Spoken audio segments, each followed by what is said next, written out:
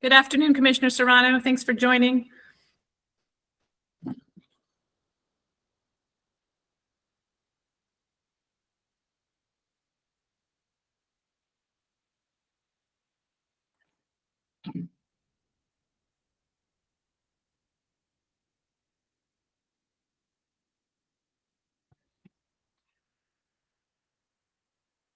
Good afternoon, Commissioner Agu. Thanks for joining.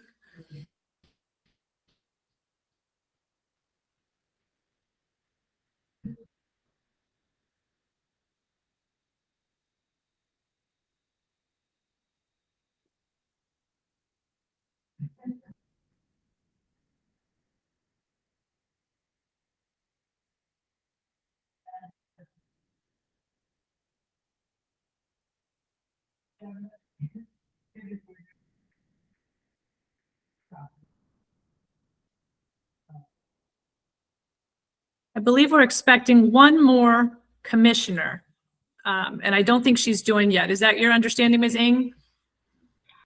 Yes, Sierra Robinson, who's our student commissioner, and I'm not sure if Commissioner Tabor Stalin is joining or not. She's not able to join. Okay, so I guess we're just waiting for the student commissioner. Okay. We'll give it a couple more minutes. I can send her a text message. That would be great. Thank you.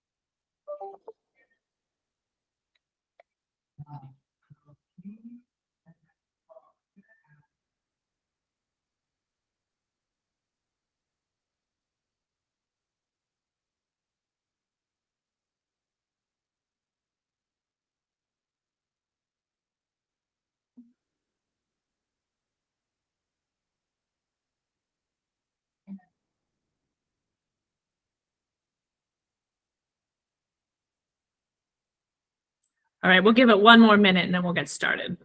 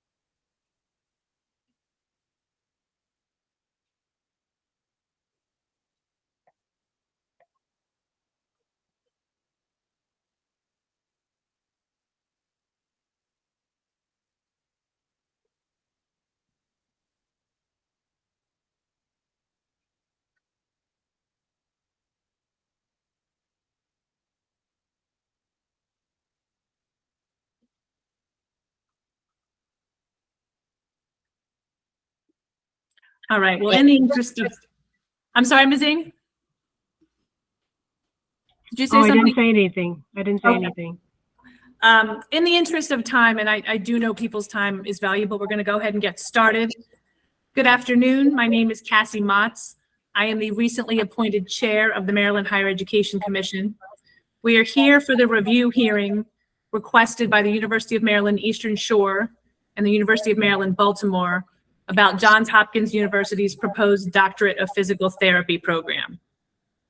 The Hopkins Doctorate of Physical Therapy, or DPT program, was recommended for implementation by MHEC Acting Secretary Rye on July 14th, 2023.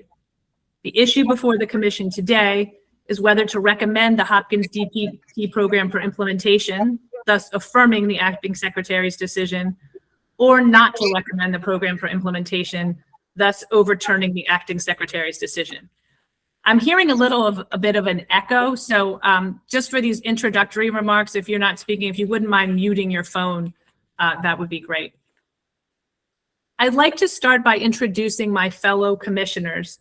With us today are most of my fellow MEC commissioners, Commissioners Agu, Burnham, Dukes, Howe, Serrano, Thompson, and Warmack. And I believe we're also expecting our recently appointed student commissioner, Commissioner Robinson. There are currently 11 total MHEC commissioners appointed. 12 are allowed by law, and there is 1 vacancy. As we all know from last month's opinion letter from the Attorney General, a majority vote of all commissioners, not just a majority of commissioners present today, is required for this commission to take any formal action. Thus, of the 11 commissioners currently appointed, a majority vote of at least 6 commissioners is needed for this commission to take a formal action. Currently today, we have 8 commissioners present. Commissioner Tabor had an unavoidable last-minute conflict. Commissioner Williams recused himself from today's hearing because he works at Johns Hopkins University. In addition, Commissioner Howe, who is with us for the beginning of this meeting, will be departing shortly because she too has recused herself from today's hearing. She is the vice president of the Hopkins Club, and in that capacity is currently in negotiations with Johns Hopkins University. Thus, there will be 7 commissioners participating in today's hearing and 8 once Commissioner Robinson arrives. Before we begin the hearing, I'd like to make a few remarks about the work of this commission. Of the 11 current commissioners, 7 of us were appointed within the last 2 months, either in July or August. And thus, this is our first review hearing. I have been so impressed by the diligence of all the current commissioners who have spent hours preparing for today's hearing, poring over the written materials, and taking a training course on the Open Meetings Act. As is true for all types of commissions across the state, MPAC commissioners are true public servants. This is an unpaid position. We commissioners are bound by the law, guided by legal counsel, and motivated solely by serving the best interests of the students of Maryland. I'd also like to add that this commission has consistently been guided by legal counsel. In the wake of the recent Attorney General's opinion clarifying that a formal action by the commission requires a majority of all commissioners and not just a majority of the quorum, there is no suggestion that anyone on the prior commission knowingly acted in violation of the law. We commissioners recognize and agree with the consensus across the state that the current long-standing academic review process is in great need of reform. We are grateful to the legislature for forming a work group to overhaul and improve the process, and we look forward to implementing the work group's recommendations when they are released in early December. MHEC staff has been actively engaged with the legislative work group and gave a presentation to the group at its first public meeting a few weeks ago. MHEC wants to be and will be at the forefront of reform. In the meantime, we are bound by the current system, and so we will get to the business of today's hearing. I do want to note one change that we commissioners have decided to make on our own in the interest of fairness and transparency. This change is within our discretion and does not require a change in statute or regulation. Going forward, our votes will be public. We will have our public hearing, then vote to go into closed session to allow for candid deliberations. When we issue our decision letter within 10 business days as required by regulation, the decision letter will include not only our rationale, but also the vote count and the names of the commissioners voting on either side. Do any commissioners have anything they'd like to add? At this point, we'll begin the hearing. Commissioner Howe will be leaving us as she is recusing herself. And so we currently have 7 commissioners present. We will have 8 when Commissioner Robinson, Commissioner Robinson, our student commissioner, joins. The order of the speakers will be as follows. The MHEC acting secretary and his team will speak first. They have up to 30 minutes, but may reserve time for rebuttal. Next, the University of Maryland Eastern Shore team will speak. They also have 30 minutes, but may reserve time for rebuttal. The University of Maryland Baltimore team will speak next. They also have up to 30 minutes, but may reserve time for rebuttal. Then the MHEC acting secretary will have a chance to respond to UMES and UMB if he so chooses and if time remains. Then UMES will have a chance to respond to the acting secretary if they so choose and if time remains. Then UMB will have a chance to respond to the acting secretary if they so choose and if time remains. Lastly, Hopkins will have up to 10 minutes to speak. The controlling law is the relevant statute and regulation related to program duplication. There's a three-part analysis. Part one, whether the proposed program is duplicative of an existing program. Part two, whether the duplication is unreasonable. And part three, whether the duplication will cause demonstrable harm to an existing program. We want this hearing to be as helpful as possible to commissioners, the decision-making body. Thus, questions by commissioners are encouraged during the presentation. Commissioners, if you have a question, please use the hand raise function here in Google Meet, and I'll recognize you to ask your question. Any questions about the process before we get started? All right. For all of the speakers, I've asked our Assistant Attorney General, Ms. Soma Kadia, to keep track of the time and to use the hand raise function at the 25-minute mark so that you know that you have 5 minutes left. Commissioner Serrano. Yeah, I just, so are we allowed to ask questions during the presentation, or should we wait till after? It's your discretion, but you know, given the limited time, and I would say you can go ahead and ask them during the presentation, and I will just politely interrupt the speaker, because I think everyone agrees that the presenting parties will want the commissioners to know the information they need to make a decision. So you can go ahead and ask during a presentation and just use your hand raise function, and I'll slip it in and try to interrupt. Any other questions? All right, so you have 30 minutes. Everybody except Hopkins, who gets 10, gets 30 minutes. And at the 25-minute mark, our Assistant Attorney General, Soma Kadia, will use the hand raise function to show that there are 5 minutes left. At this point, I will turn the floor over to Dr. Rai, the Acting Secretary of MHEC. Thank you, and good afternoon, Chair Martz and Commissioners. Thank you for the opportunity to present the rationale for my July 14th decision regarding Johns Hopkins proposal for a doctor in physical therapy.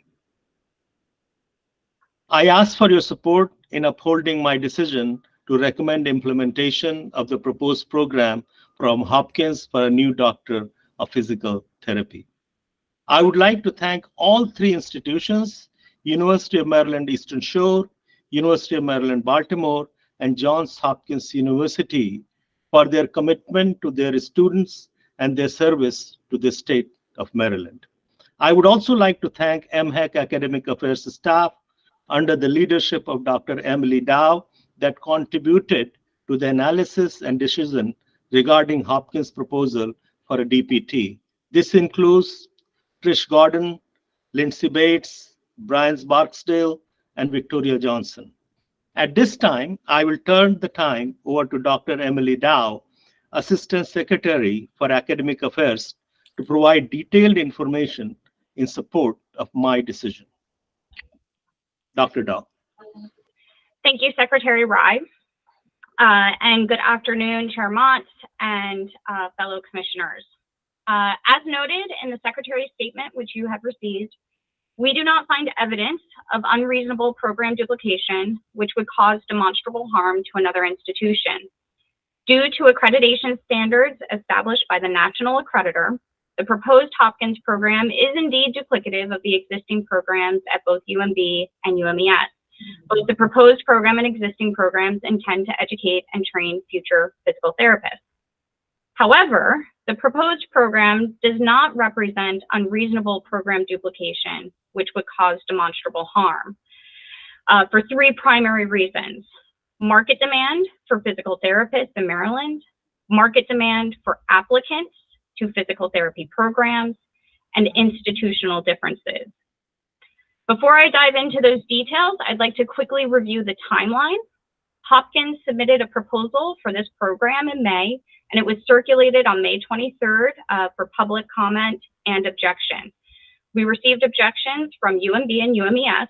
Hopkins provided a written response to the objections, and we met with representatives from all three institutions in individual meetings. Based on the information collected and reviewed, Secretary Rye issued a decision on July 14th to recommend the proposed program for implementation. And you have received all of those materials as part of the Secretary's statement. Currently, there are 2 doctoral level physical therapy programs in Maryland, one at the University of Maryland, Baltimore, and one at the University of Maryland, Eastern Shore.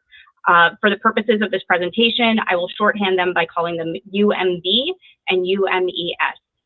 UMES is a historically Black institution, and as we'll talk about in further slides, cohort sizes are restricted by the National Accreditor for Physical Therapy.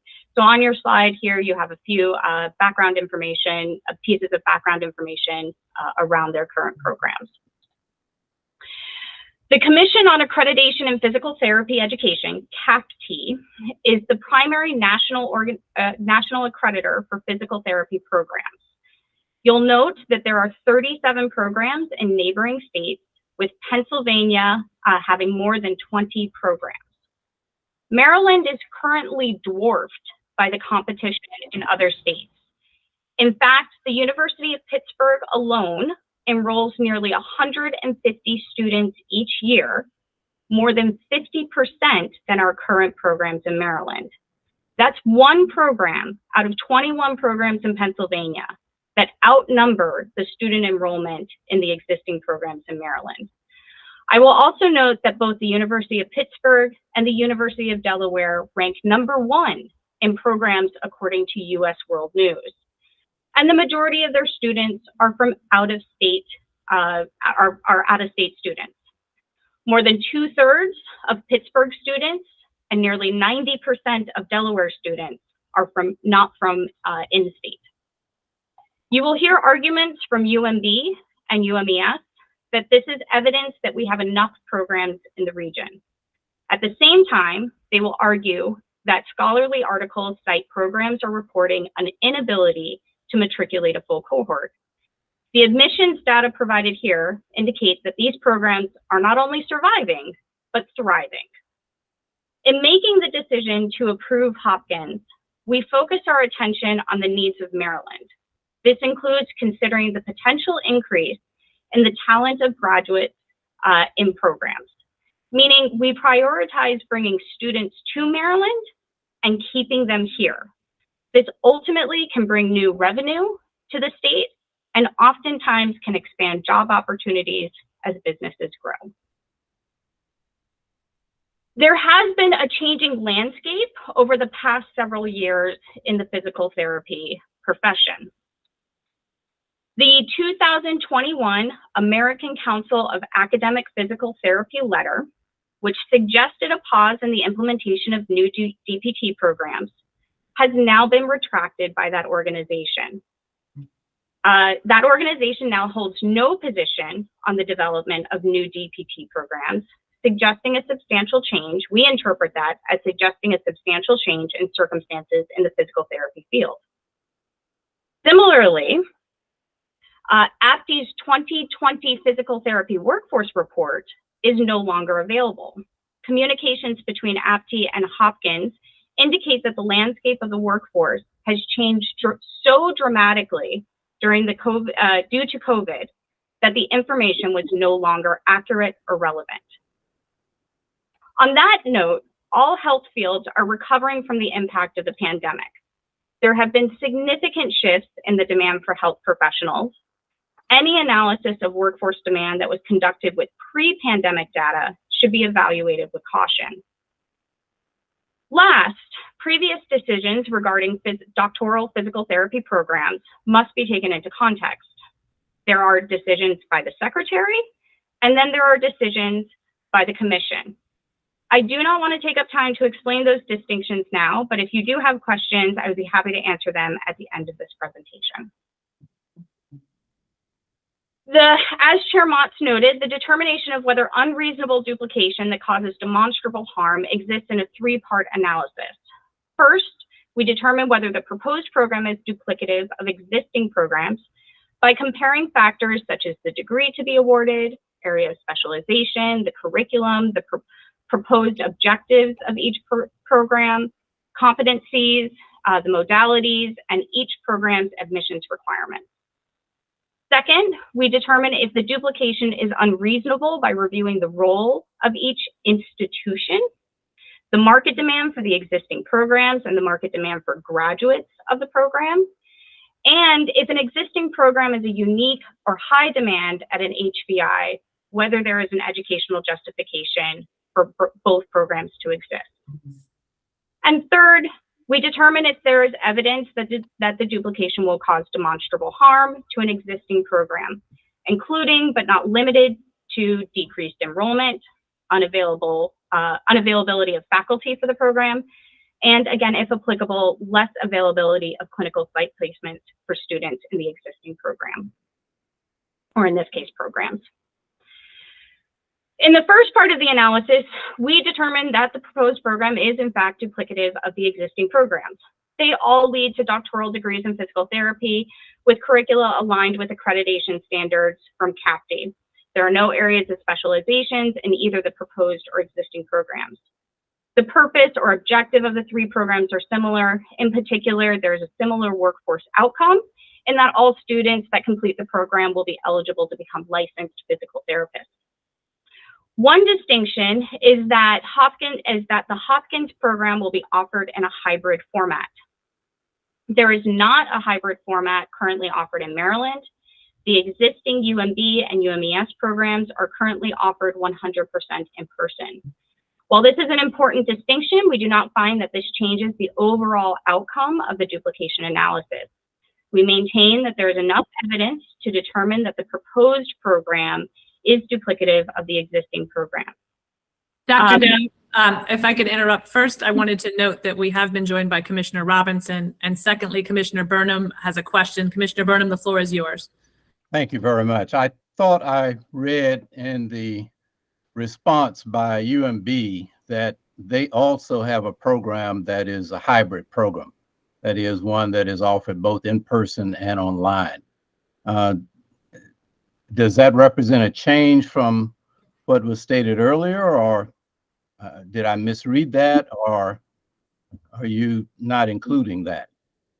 So our understanding is that UMB currently offers an in-person program, and that it is their intent to move to a hybrid program.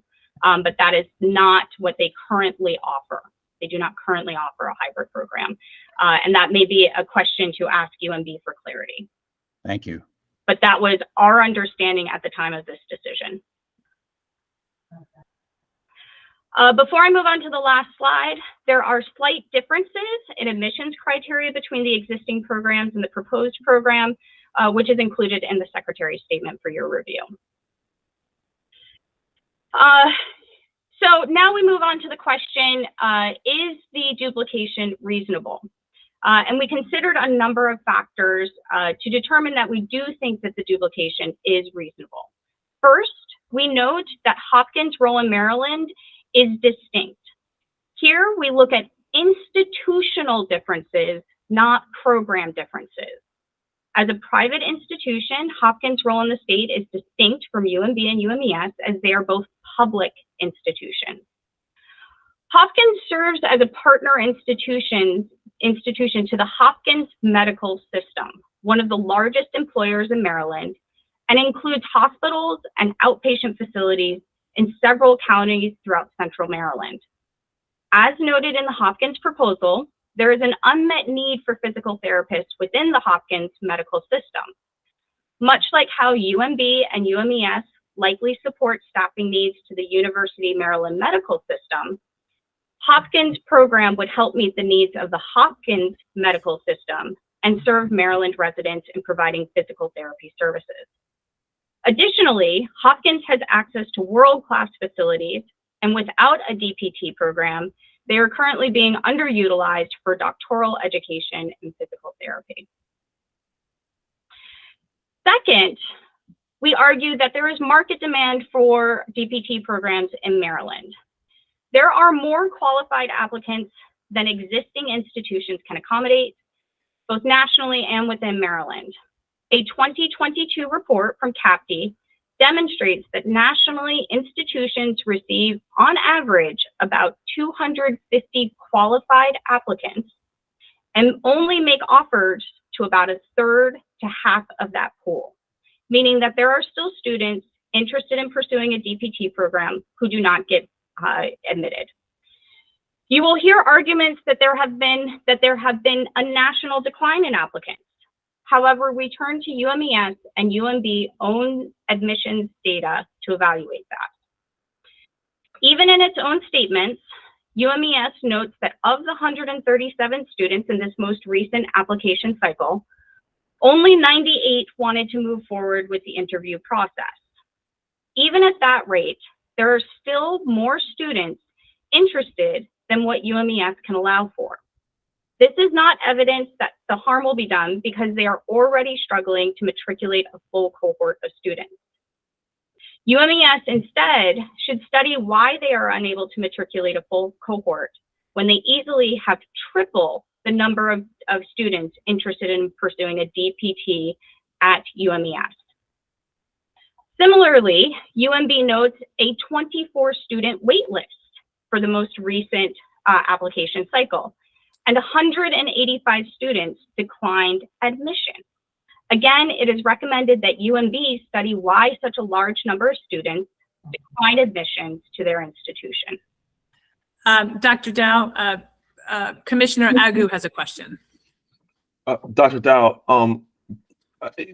tied to this point, can you talk about CAPTI, as I understand, restricts the size of cohorts for programs. Do we know the caps for these two programs currently, numbers-wise? And if they were in prior materials, I apologize. I just don't remember seeing those numbers.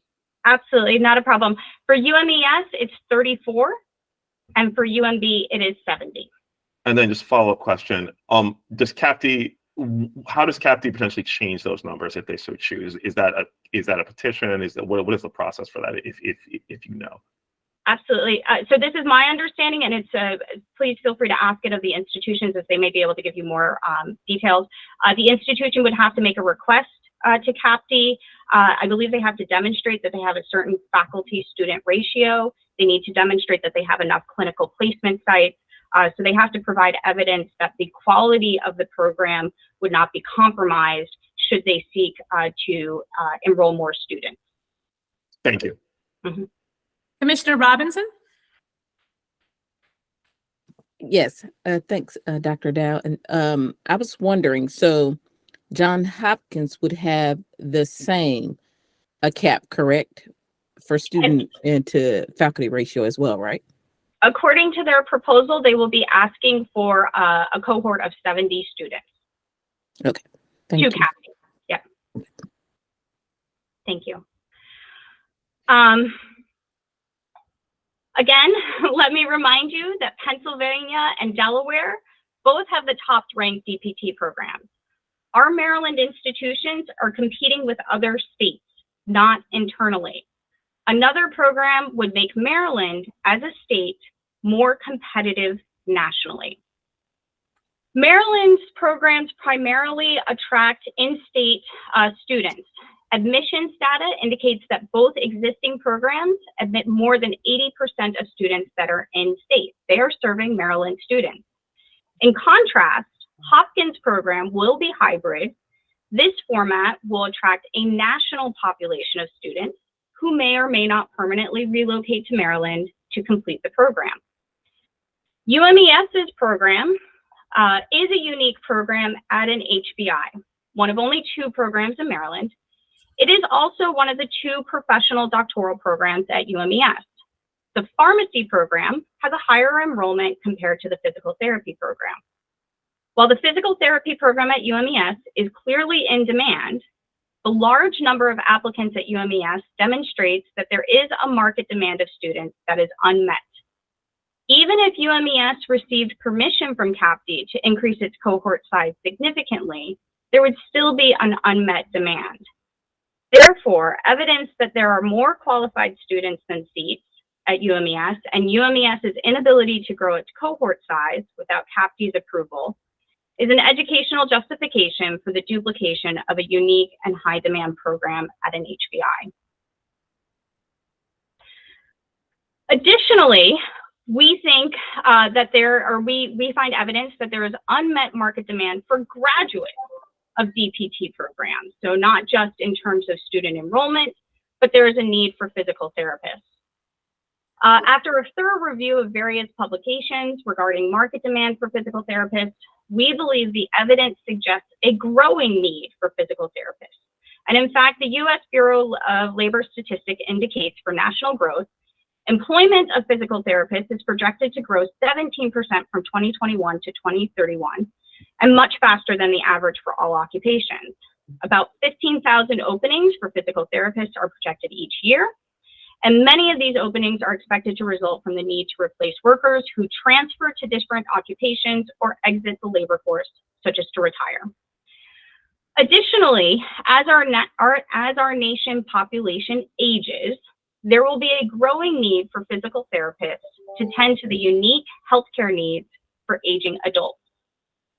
Moreover, Hopkins states that there is a strong demand for physical therapists within the Johns Hopkins medical system, which is noted on page 11 of their proposal, and again, one of Maryland's major employers. We have also learned from the pandemic that we need more health professionals, not less. As noted at the start of this presentation, many of these sources have either been retracted or no longer available. The sources on this slide are referenced in both UMB's and UMES's objections as evidence that we have too many programs and/or are producing too many students. In our analysis, we do not put much merit into these sources for a variety of reasons.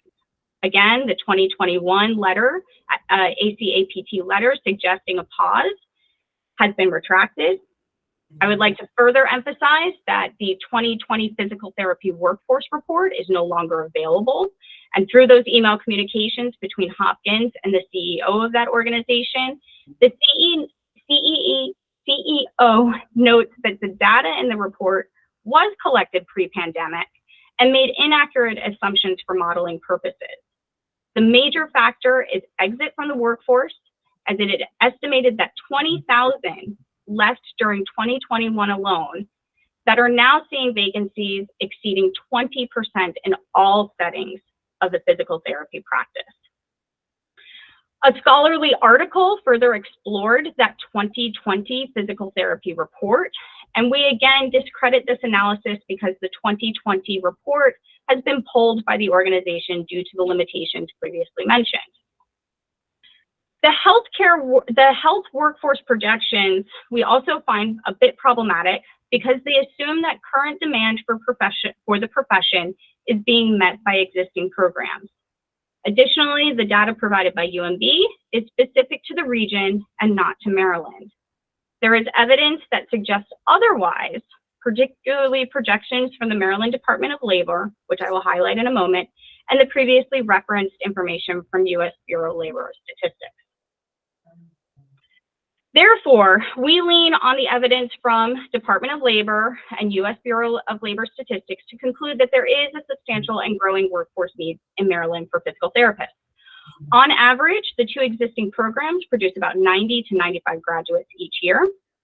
According to Department of Labor projections, Maryland will need 3,400 physical therapists between 2020 and 2030. Simply reviewing the increase is not enough. These first couple of columns. Oops, sorry, I'm unable to highlight. Simply reviewing the increase is not enough. The labor projections include a calculus of the number of people expected to leave the profession, either through retirement or to move to another profession or location. Therefore, there is a total need of 3,400 physical therapists over 10 years. Additionally, let me reemphasize Hopkins' own internal analysis that there is a need within the Hopkins health system for physical therapists. Moreover, a recent 2022 CAPT report surveyed outpatient practices. They surveyed outpatient practices and they note that 60% of responding practices nationally said vacancies had increased, with 40% of those estimating that vacancies had grown by 50% or more since 2019. The same report notes that nearly 41% of practices reported more turnover in the first part of 2022 compared with the same time period in 2019, with 18% reporting less turnover in 2022 compared with 2019. Taken together, concluding that the institutions are distinct, there is an unmet market demand for the program, and that there is a growing market demand for graduates of the program, we find that the duplication is not unreasonable. Last, we evaluate whether or not the duplication would cause harm. In this third part of the analysis, we consider whether the existing programs will be harmed. UMES and UMB both reported that harm would occur in two ways: faculty recruitment and the availability of clinical placement sites. First, Hopkins program will increase we believe that Hopkins program will actually increase the availability of faculty long-term. We understand the challenges UMB and UMES report regarding the recruitment of faculty. However, we believe the proposed program will likely help those faculty challenges in the long term by graduating students with dual credentials, making them eligible for future faculty positions. Hopkins' response to the objections indicates that recent faculty recruitment has not infringed on existing faculty at UMB and UMES. In fact, in their response to UMB's objection, Hopkins reports having an open call for applications to 13 faculty lines, and they received 128 applications. Of those, 116 were qualified, and only 9 were from Maryland or Washington, D.C. area. And of those 9, only 1 was a finalist for interview. Second, Hopkins will be utilizing clinical placement sites within the Hopkins healthcare system. Hopkins' proposal indicates that the Johns Hopkins medical system will satisfy most, if not all, the requisite clinical placement sites for students in Maryland. For students not in the Maryland region, clinical placement sites will be found where the student resides. If the student is in the Maryland region, Hopkins will utilize the Hopkins healthcare system for placement sites. Dr. Dow, if I can interrupt, our Assistant Attorney General has her hand raised. Ms. Kadia? This is just the 5-minute warning. Oh, Thank you. thank you. Hopkins notes in their response to UMB's objection that at any given time, the Hopkins DPT program will require approximately 58 clinical placements, which will be more than supported by the 80+ clinical instructors available through the Hopkins health system's 4 largest rehabilitation sites. The Johns Hopkins medical system has confirmed that doing so would not impact existing placements for UMB students, and that their healthcare system intends to continue partnering with UMES and UMB to provide clinical placements.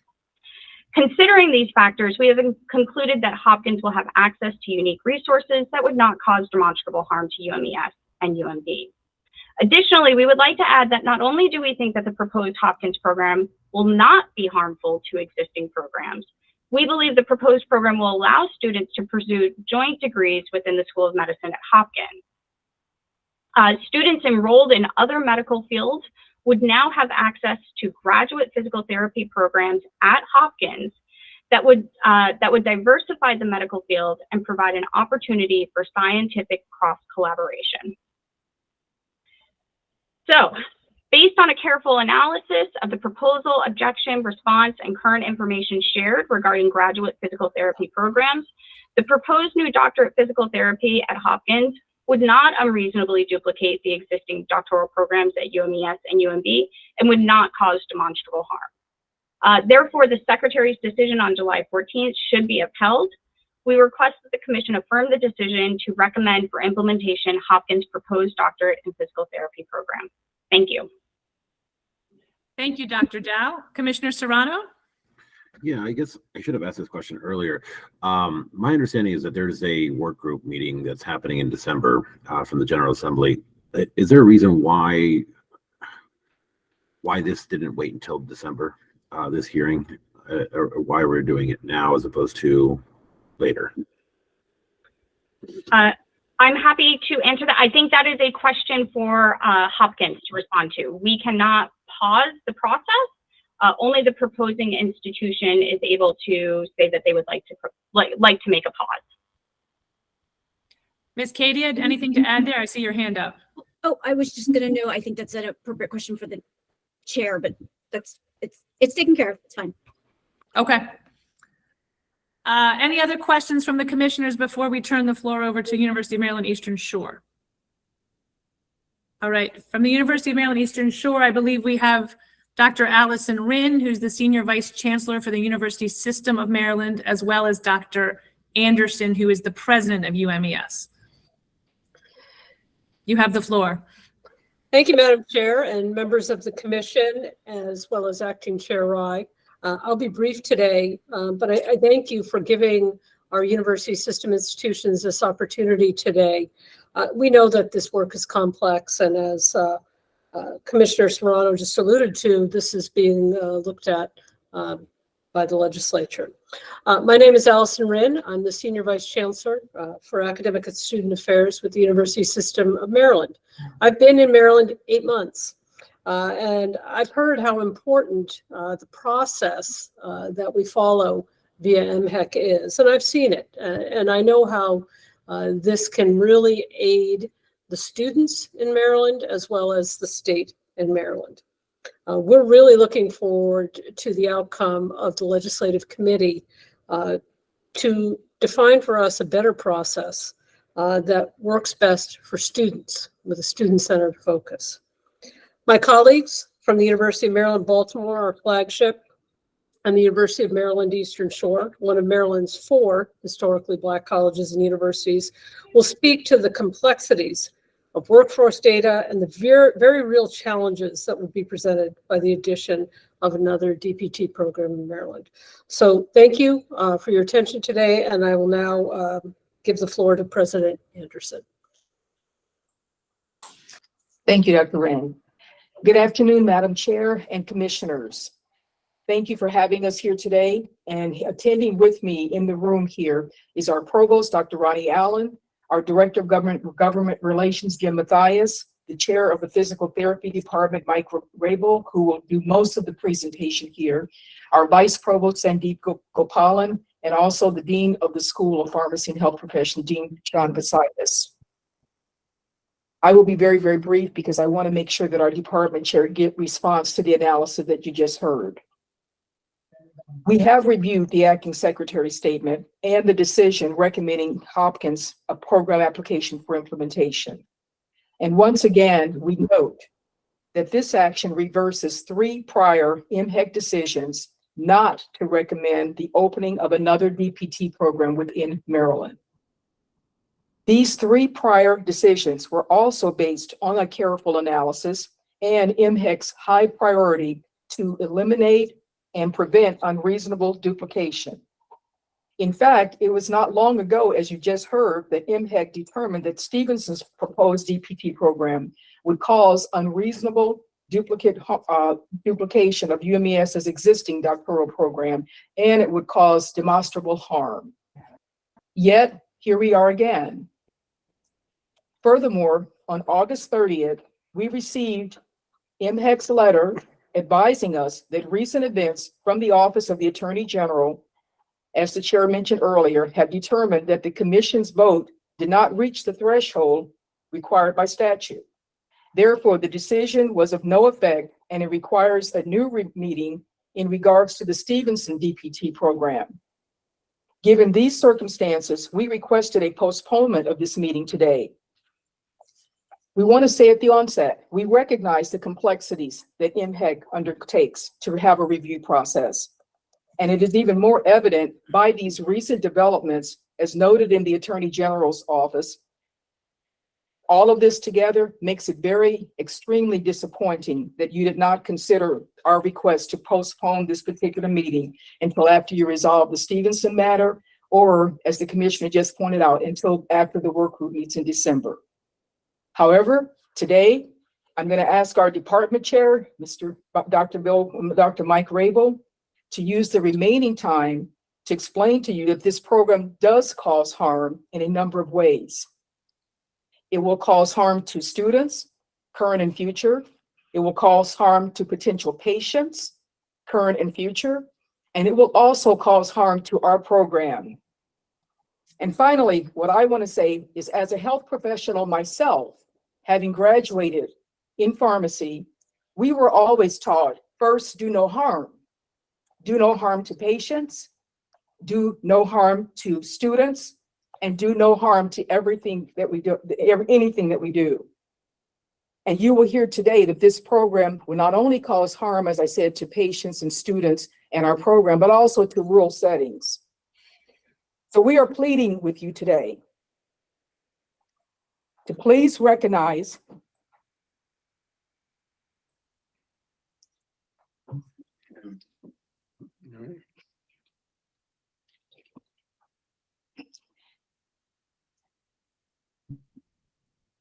there is extreme potential for harm to our program. And as I learned in healthcare, there's always time to do the right thing before you cause harm. I will now ask Dr. Rabel to continue and explain. And once again, I thank you for being here. Thank you, Madam President. Thank you, everyone. And it's a pleasure to be here today. And we thank the Commission for the opportunity to speak. UMES provided significant evidence opposing the Hopkins program, even with only a 2-day notice to prepare for the proceedings. Everything was rushed, and 48 hours later, the acting secretary declared that Hopkins program could open.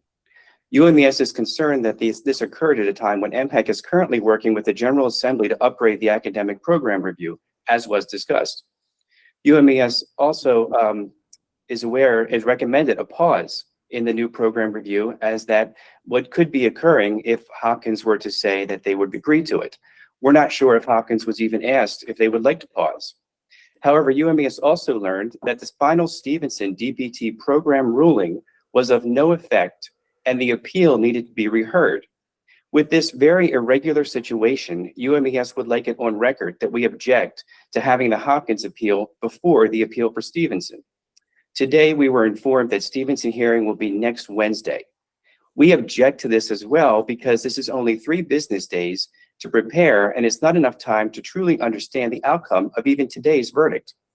But here we are discussing Hopkins, a program that the acting secretary already agreed was duplicative of the other state programs because they offer the same degree with the same employment outcome and the same curriculum aligned with accreditation standards. He also said there were no areas of specialization in any of the 3 programs, and the purpose of all 3 was similar. This is very important because the acting secretary acknowledged that there is no difference between the Hopkins DPT program and any of the other Maryland DPT programs, regardless of the format, including hybrid. But the acting secretary said the duplication was not unreasonable because he considered the role and mission of each institution and found Hopkins to be distinct because its mission notes a global emphasis. Quote, well, the UMES mission also contains a global emphasis, but this was overlooked. In addition, he noted that Hopkins, UMB, and UMES all have a research and service focus. Therefore, we contend, as per the acting secretary's own evidence, the missions of the institutions are similar, and the role of the DPT program within the institutions is the same. The proposed Hopkins program is no different from any other DPT program in the state. The acting secretary also concluded that the UMES DPT program is unique and high demand at a historically Black institution. They went on to say that the pharmacy program has higher enrollment than physical therapy. This is untrue. Over the last several years, the number enrolled in physical therapy has surpassed the pharmacy program due to factors that include a declining applicant pool and excessive proliferation of new pharmacy programs. We're wondering if this information sounds familiar to anyone, because this is exactly why we're here today, to attempt to stop further harm coming to a historically Black institution and another program. The acting secretary also concluded that there is market demand of students that is unmet. He chose to misinterpret the most recent 2 years of UMES data. For our 2023 cohort, he said we had 137 applicants, but only 98 of them wanted to interview. We interviewed all 98. And now, for the second year in a row, were unable to fill the cohort. The data shows that there are a large number of applicants who withdraw or decline from consideration, and UMES should not be held accountable to admit or consider these applicants. Further, it seems like MHEC now has the expectation that all doctoral level professional programs have a 100% acceptance rate. This is unrealistic. Why is UMES being held to such unreasonable expectations? In addition, the UMES provided evidence that the national market demand for physical therapy programs is shrinking. The Secretary ignored the data from the 21-22 applicant data report that we provided, which showed the mean number of applications per DPT program has declined year over year for the last 5 years. Also, 70% of programs from the prior year reported a decrease in applications. There are now 294 Doctor of Physical Therapy programs throughout the country, with more developing. Now, if we consider the 22-23 applicant data report, there has been an additional 5.3% decline in applicants and a 17% decline in applications from the prior year. UMES, our class size is 34. Johns Hopkins plans to have an annual class size of 70 students, and they stated in their proposal that applicants, and I quote, in Maryland counties distant from Hopkins might be served well by their proposed DPT program. Johns Hopkins wants to create an opportunity, I quote again, for every student in Maryland to have access for DPT in their own community without moving to Baltimore or the Eastern Shore. Hopkins will be competing directly with UMES and UMB for a shrinking applicant pool. The acting secretary said there's a growing need for physical therapist positions through 2030. He cites the Maryland Department of Labor primarily. If you consider the 18% change of the demand in physical therapists over 10 years, if you consider the site and resource to be accurate, that's 992 positions. If you break that down on an annual basis, the two Maryland DPT programs combined could meet that demand by graduating 105 new therapists annually. Even with a 5% attrition rate, we would still graduate enough students to cover the projected demand for the state. However, when you consider the projected separations, the reference says that that is now 341 physical therapist positions that are needed annually.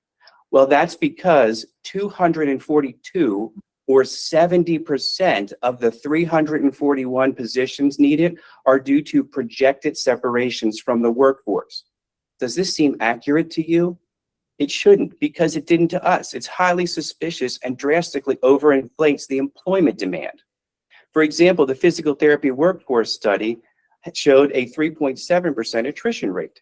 So there are two major problems with using the secretary's data. One, there's unreasonable accountability. There is no accountability for supply of physical therapists. And two, overinflated separations. According to the Bureau of Labor and Statistics, their methodology for projecting separations requires assumptions that may not apply well to all occupations, and that's their words.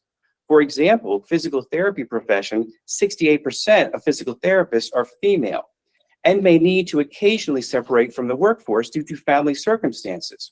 While they will return to the workforce, it is still counted as a separation, creating inaccurate data.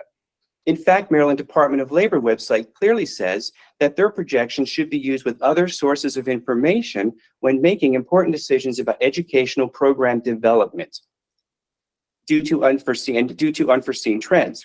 Well, some of those trends we're dealing with include a proliferation of new programs, expansions of current programs, and a decline in applicants. Instead Dr. Rabel, this is Cassie Motz. May I ask a question? Certainly. I'm sorry to interrupt, but I wanted to get to this before you get to your next point. Do you believe that there's any disruption caused by COVID? Do you believe there's any impact on the demand for physical therapists? Well, COVID certainly did cause a change because there were a lot of physical therapists that ended up being unemployed and are now re-entering the market. And there are, I'm not sure that that's all been settled out yet. So I think we're in a period right now of seeing the settling. And I'm not sure exactly how that's going to look in the future, but I know that more people are coming back to the workforce. Commissioner Serrano has a question. Yeah, just to go back to the applications. When somebody wants to apply for the doctoral physical therapy program at UMES, is it a common app that they're submitting, or is there an actual separate application for UMES?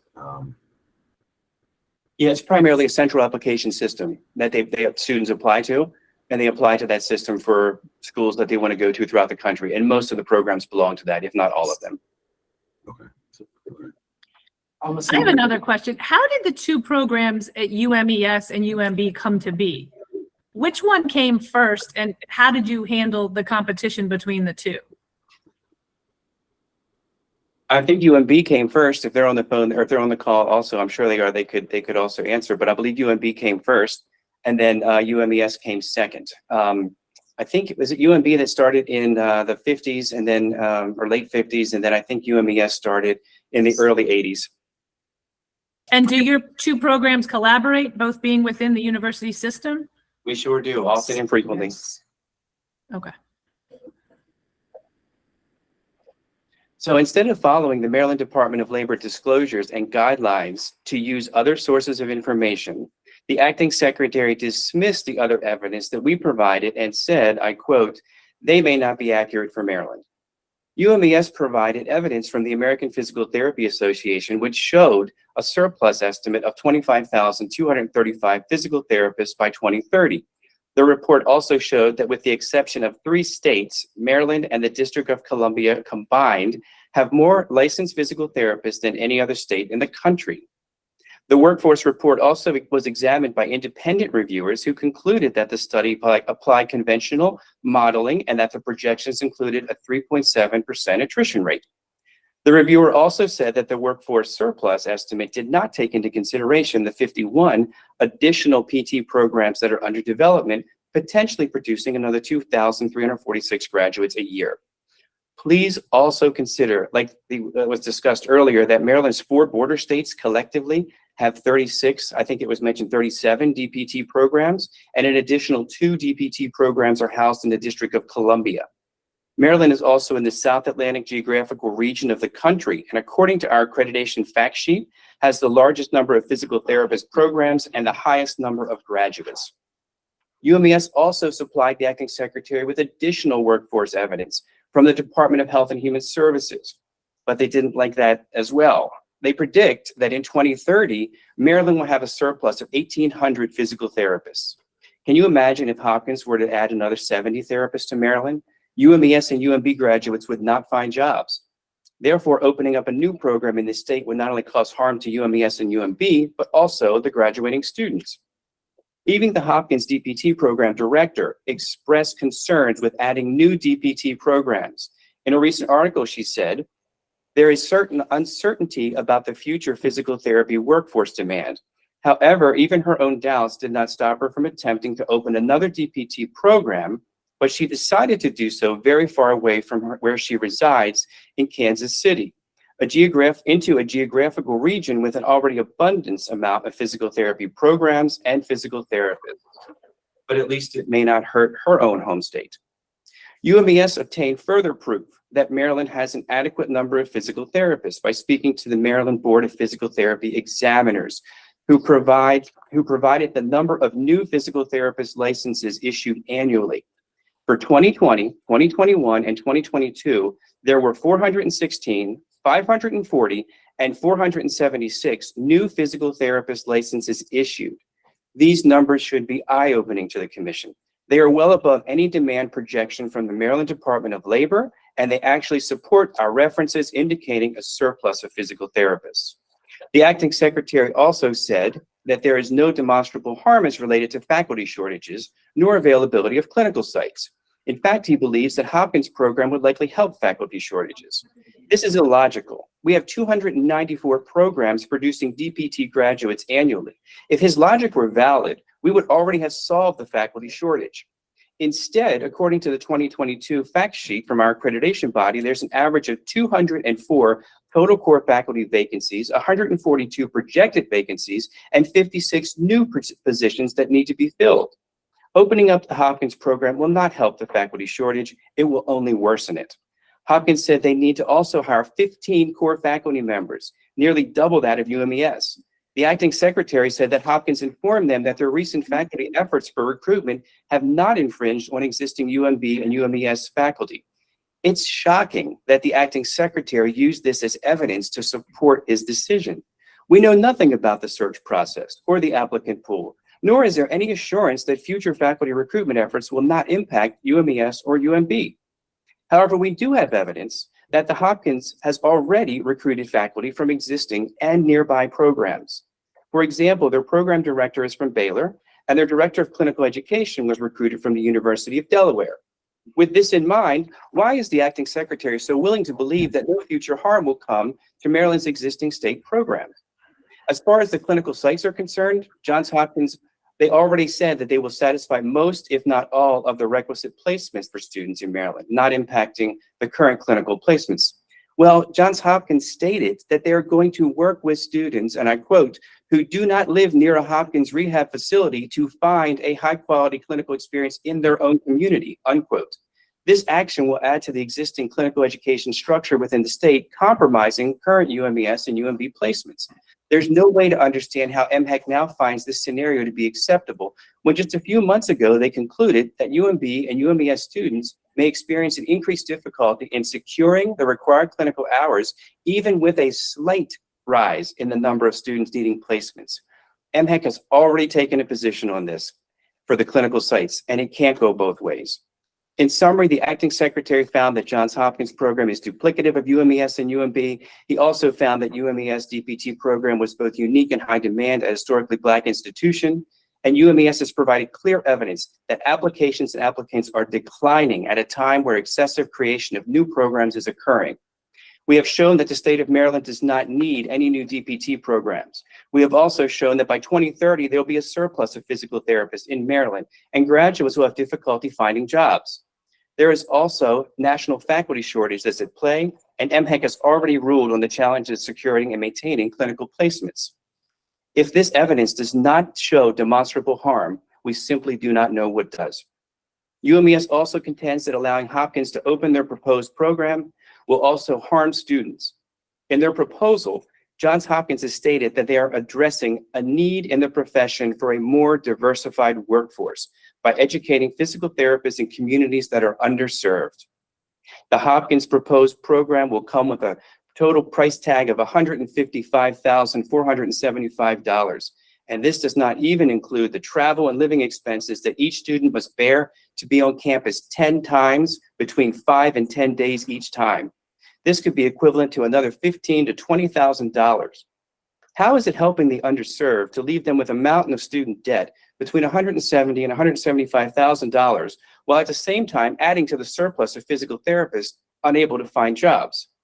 UMES has been recruiting and educating physical therapists in underserved communities for approximately 40 years, and our total tuition, in-state tuition and fees is a little over $58,000.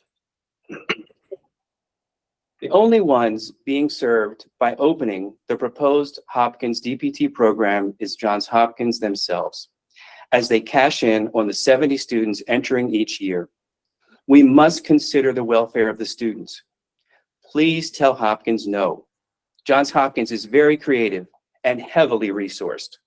They will be all right. They will find another way to make money.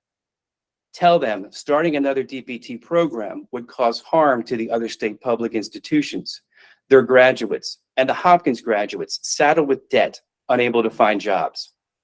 Big and powerful institutions hold a lot of influence and sometimes think they can do whatever they want. However, they also can make mistakes. And this is a harmful mistake with significant consequences. We are relying on your good judgment and your past rulings to please tell Hopkins no. Thank you so much. Thank you. Are there any other speakers from UMES? Oh, excuse me. We have a question from Commissioner Ivan. Let me see if there are other speakers first. And then Are there other speakers from UMES? Other speakers from UMES, we will entertain questions and then we will yield the rest of our time to our sister institution. Okay. I'm sorry, I also forgot to mention one point, if it would be okay to mention that. The acting secretary, assistant secretary mentioned the ACAP letter that had been Yes. retracted. Yes. And I do have to say that we have been over this with them multiple times. We have provided evidence from ACAP themselves in a statement that says the retraction should not be interpreted as a change in their position. Yet the acting secretary for MHEC continues to interpret that some way, where ACAP is telling them, please don't do that. So she really shouldn't be using that as evidence. Thank you. Commissioner Agu? Sure. Quick question, or two. One, can you give me a sense of where graduates from your program are working now, particularly how many might be working with the Hopkins in the Hopkins setting, if you have those figures? And then secondly, can you talk about the difference in applicants between the two programs? Since I'm looking at the figures now, the Hopkins program is about, I believe, 155 roughly in tuition, whereas yours, as you said, is about 58,050. So one, can you talk about where your graduates are working now, particularly in regard to Hopkins? And then secondly, can you talk about are these applicants going to be different because of the difference in tuition? Sure. Thank you for the question. I can comment a little bit on both. So, I can say that 80% of average of our last 3-year classes end up working in Maryland. So about 81% end up working in Maryland. As far as working in Hopkins, I'm not 100% sure, and I'll tell you why. There was a time, a lot of students end up taking jobs where they do clinical work and where they do clinical experiences. And about 7 years ago, Hopkins came to us and said that they were basically going to start charging for a clinical experience, and that we couldn't afford that. We can't afford to put that onto the students to charge for that clinical experience. So they said, well, if you have something that you could partner with us for, we had plenty of meetings, but they really didn't find we had anything partner worthy, I guess.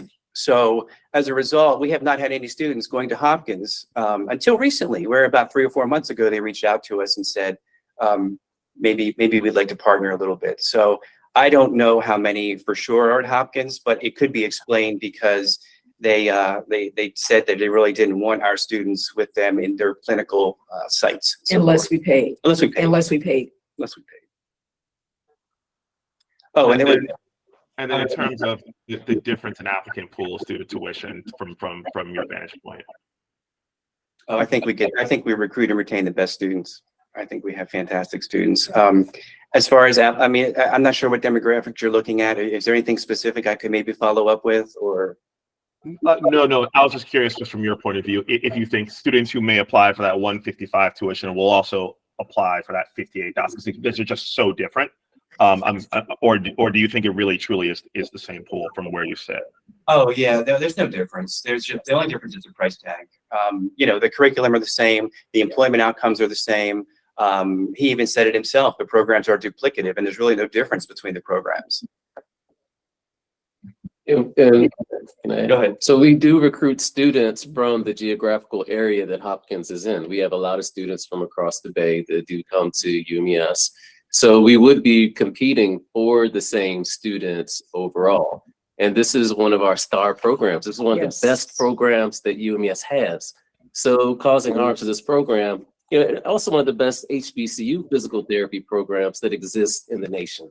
Yeah. So a vote to allow another program to come in that would harm this program would be directly hurting students that want to come to a UMES, that want to have that HBCU experience, that want to get that kind of care that we give here, because it will cause, our program some decline. It will hurt us. And that's why we're so passionate about this. We need this program. This is very influential. This is one of the best programs UMES has. And the dean or department chair, you may want to speak to the fact that these students go a year round. So this is a different type of program than the other programs that are being offered. Mm-hmm. Yeah, we do go year round. We do have our clinicals interspersed throughout the curriculum. Some programs end up doing their clinicals at the very end of their program, where they don't come back to class and have some academic work. But we have our curriculum or our clinical education experiences interspersed throughout the second and third year of the curriculum. So the students enter the workforce faster. And I think more prepared. More prepared. Yeah. Thank you. And I think Commissioner Burnham had a question, but that's good. But that's great for me. Thank you so much. Thank you. Commissioner Burnham? Thank you. I just have a simple question regarding financial aid for physical therapy students. Are such students eligible for federal financial aid, i.e. Federal loans or student loans? Yes, they are. Thank you. Mhm. Any other questions?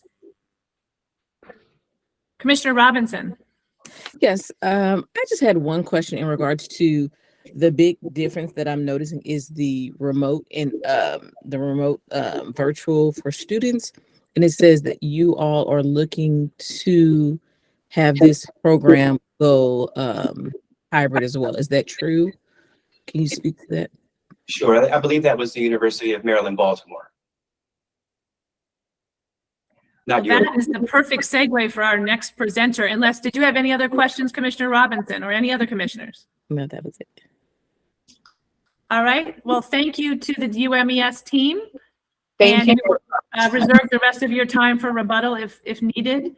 We will turn it over to the University of Maryland, Baltimore. I see Dr. Gerald. Good afternoon, and thank you all for hearing from UMB. We are in opposition to the DPT program at Johns Hopkins. I am accompanied by Provost Roger Ward and our program director, Victoria Marchese. Dr. Ward will present our feelings on this particular case. Dr. Ward. Thank you, President Gerald. As President Gerald said, I'm Roger Ward. I'm Provost and Executive Vice President here at UMB.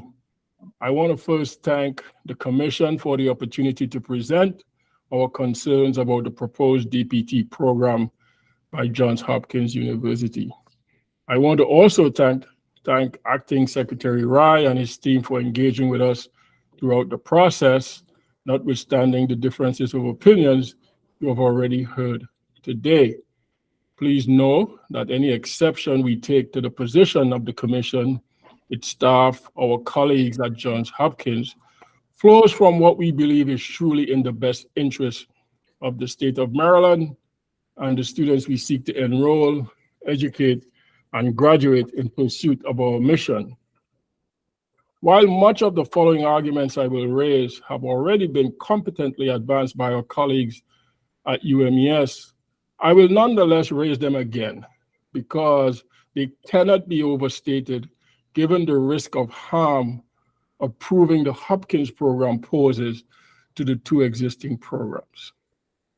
After finding correctly that the proposed Johns Hopkins program is duplicative of the two existing programs in the state, the acting secretary proceeded to assert in his decision that the duplication was not unreasonable because of factors related to the institutional mission, market demand for the program, and the market demand for graduates of the program.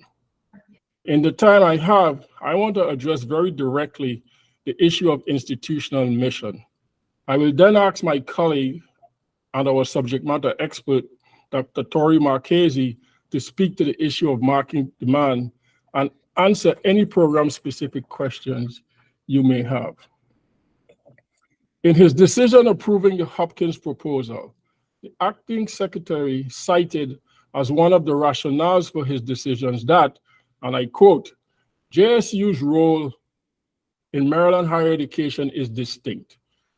As a private institution, JSU's role in the state is distinct from UMB and UMES. The JSU School of Medicine has a global mission to educate future medical professionals and advance medical care and science, end quote. To be sure, Johns Hopkins holds many distinctions and distinguishes itself in many ways, and rightly so. However, there is absolutely nothing meaningfully distinguishing in its DPT program as proposed. As already acknowledged by the acting secretary, the program, like ours and UMS's, must be accredited and approved by the very same accreditor, CAPT, using the very same standards. The curriculum is essentially the same because it must meet the same CAPT standards. The faculty they'll need to recruit must meet the very same qualification standards set by CAPT, And lastly, the types of clinical settings they would need to educate their students is the same. In the end, the DPT program they propose to launch resembles in large measure the DPT program at the other prominent research university in Baltimore that, just like Johns Hopkins, has as its mission to educate future medical professionals and advance medical care and science. I'm of course talking about UMB, which includes our School of Medicine, where, just like the Johns Hopkins proposed program, our DPT program is housed. In seeking to distinguish Johns Hopkins, the acting secretary failed to recognize and factor UMB's own distinctiveness into his decision-making. UMB is truly unique in the state of Maryland and across the country. We are one of only 23 institutions in the United States established primarily to serve graduate, professional, and upper-class students. We do not have first-time freshmen or a comprehensive undergraduate program. That is not our lane. Our lane is graduate and professional education in the health and human services. That's it. It's a very resource-intensive and highly competitive lane. The state of Maryland counts on us to excel in this lane and counts on us to educate and graduate the health and human services workforce for this state. It is a responsibility we take very seriously. Johns Hopkins tries to disguise the obvious similarities between their proposed program and our existing program by labeling their program as a hybrid program. We submit that the hybrid label is simply not enough to distinguish the program. Regardless of the modality, whether on-site or hybrid, they still need to recruit from a scarce faculty pool, and they still need to find clinical placement in the difficult Baltimore, Maryland market for some of their students. Moreover, during the COVID-19 pandemic, every DPT program in the country had to pivot in some form or another to a hybrid model to survive and thrive. We did. In fact, we have been working for the past 2 years on integrating the hybrid model into the design of our program. This is nothing novel, or there is nothing novel or compelling about that. It is simply an enduring legacy from the COVID era that many institutions all over the country have embraced across hundreds of disciplines. Dr. Ward, if I could please interrupt, because I think a couple of commissioners had this question. So UMB does currently have a hybrid program, is that right? We do not currently have what is labeled as a hybrid program. We are working on integrating the strategies we adopted during COVID to make sure that our program continue to thrive into just the regular design of our program. And we've been working very intentionally and aggressively about that. And Dr. Marchese, who I will introduce next, could provide more information about that. Okay, so just so everyone's clear on the facts, you, like many institutions, sort of went virtual during COVID, and now you're back to in-person, but you're using lessons learned from COVID to eventually have a hybrid program. Is that a fair statement? That is precisely correct. Okay, thank you. And I'd also like to interject, we are starting a more traditional hybrid pathway in 2025, the same year that Hopkins is saying they would like to start a program. So based on a question earlier, statement by Emily Dow, why have we not evaluated our program? We have an exceptionally successful program right now. We've been a program since 1956 with incredible outcomes. Taking a look at the trends across the country, yes, we are planning to start a hybrid program. I have already hired people to do this. We're not just talking about it. I have hired an instructional technologist. I have already hired an academic support specialist. We have already budgeted for this. We already have the finances to do it. And we have already created the curriculum to do it. And we already have both of our programs, like the University of Pittsburgh, where they have both, but they consider a residential program and a hybrid pathway. So we are not just thinking of doing this. We have already hired people to implement this program on the same timeline that JHU, if approved, would be enrolling for the exact same population. So we have already taken that, as Dimly Dow said, why doesn't the University of Maryland, Baltimore take a closer look and evaluate how we can improve? We have already done that. Therefore, we are going to meet the needs of the state of Maryland and have our residential program using multimodal methods, though, using hybrid technology, and also have a separate hybrid pathway.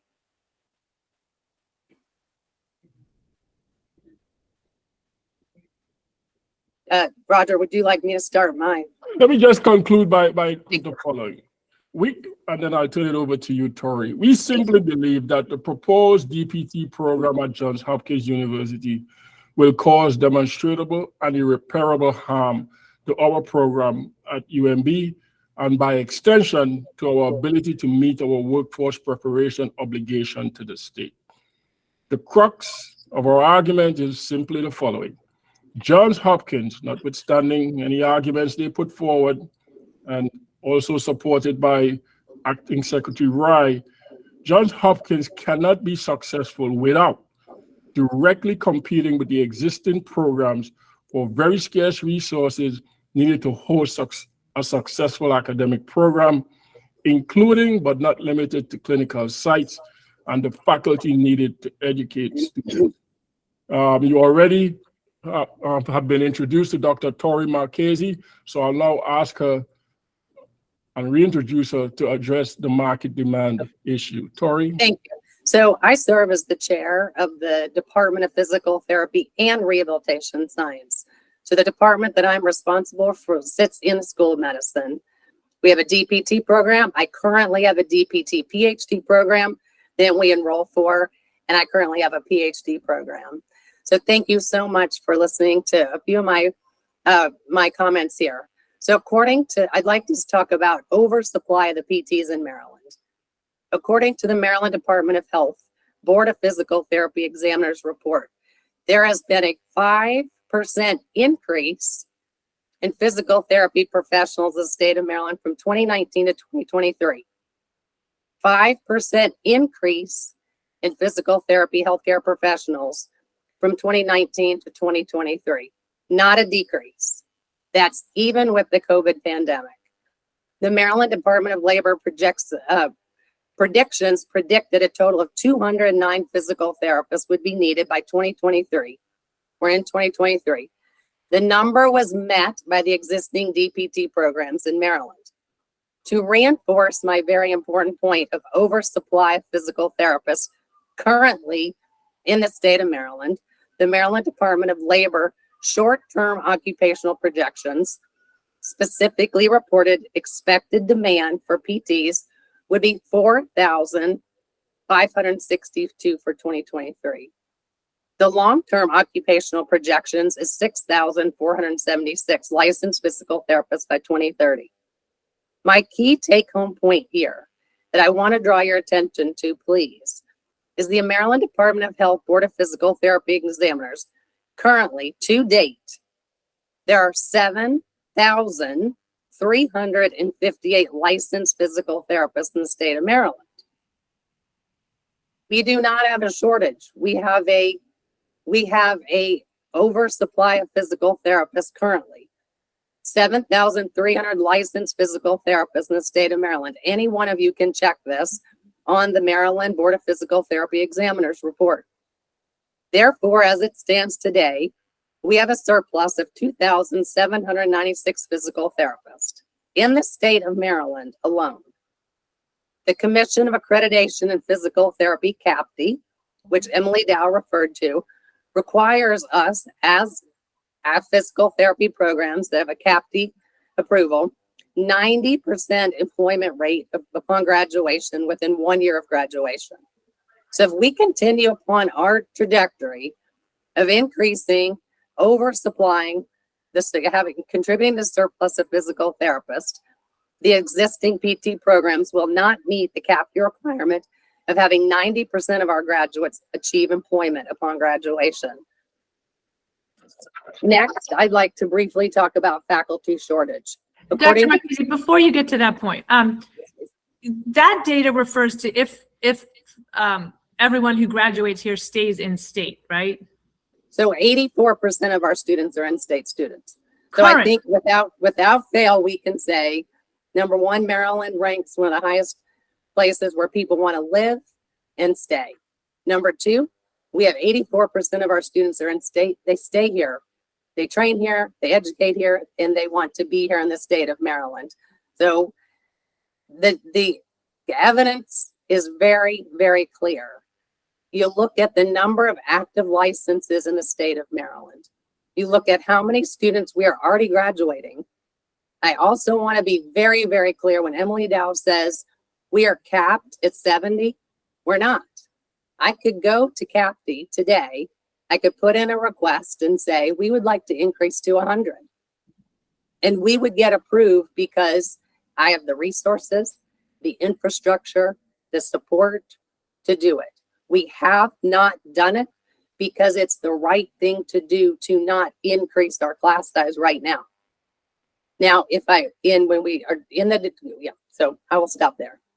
So this is a question for you or really any of the experts in the field. For those of us who are lay people, we read in the written materials and it was discussed in the initial presentation about these other states. Pennsylvania, Pittsburgh alone has more candidates for a DPT than Maryland. So how does it work in other states? Do Pittsburgh and Pennsylvania and Delaware have that much of a higher demand for physical therapists? No, they don't at all. But Pittsburgh has almost 13 million people for their population, and Maryland has 6 million. So if we just look at the sheer population numbers of our state, I also know that in other states, I got my PhD in Pennsylvania. I trained at the Children's Hospital of Philadelphia. People have a hard time finding jobs in those states. I went to Drexel and they have an extremely hard time finding faculty. So no, there is not an increased demand. There is a very large squeeze, and this is across the country that these problems are happening. So no, Pennsylvania is not different. It's a larger state with a higher population, but they don't have any higher demand for physical therapists than we do. But we don't have a demand. And I would like to bring to the point where Johns Hopkins, in their chart, which Emily Dow referred to, they only have a 4 to 5% need. That's basic attrition. So Okay. Johns Hopkins is not saying that they have this tremendous need for physical therapists. It's basic attrition, and people come and go all the time. So there's not a huge shortage, as demonstrated by their own chart. Now, we can't base on their prediction of what they want to hire. You have to go on what they have approved to hire. Okay, thank you. You're welcome. Commissioner Thompson. Yes, thank you. Good afternoon. Could you please restate, there was a comment made about a 90% employment rate requirement. Could you please restate that? And thank you for bringing up the point that you did not approach CAPTE. But I'm wondering, have you in the past ever gone to them? I understand with COVID and everything, there may not be that current need. And it was something that crossed my mind when our colleagues from UMES were also speaking. Thank you. Okay, I'll answer that directly. So when I became chair in 2019, we enrolled 65 students. So CAPTE allows a program of 10%. You can go up to 10%. So since I've been chair, we've already gone up to 71 students. So this past May, we enrolled 71 students. So we've already increased our cohort. Now, we didn't need to go to CAPTE to go from 65 to 71. So we enrolled 71 students. So we see that we are meeting the needs of the state. So your second question. Have a wait list? So I think we need to, this should dispel this myth.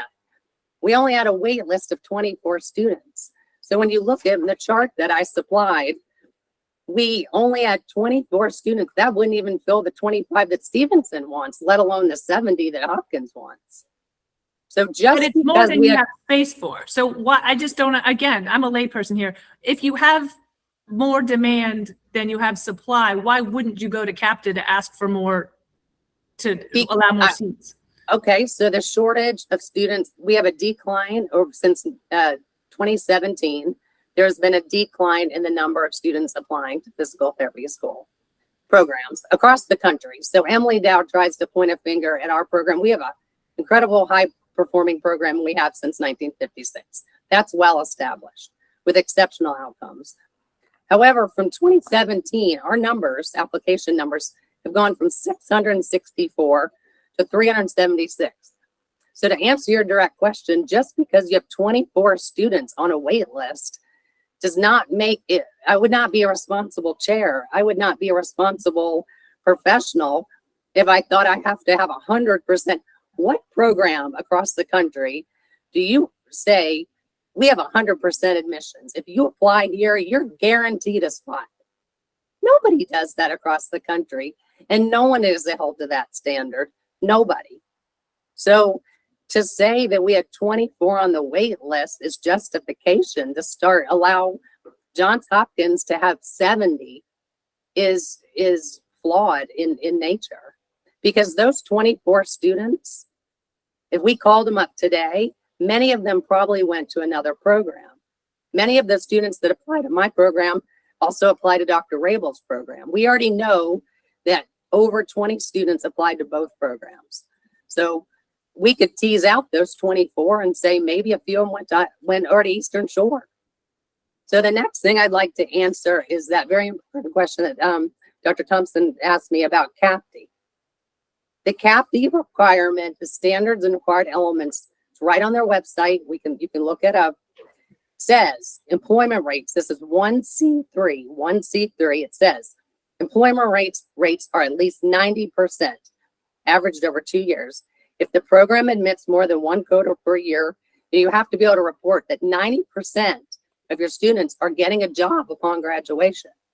Now that's of students that are seeking it. So if somebody takes a separate leave and they are not applying for a job, that comes out of your mix.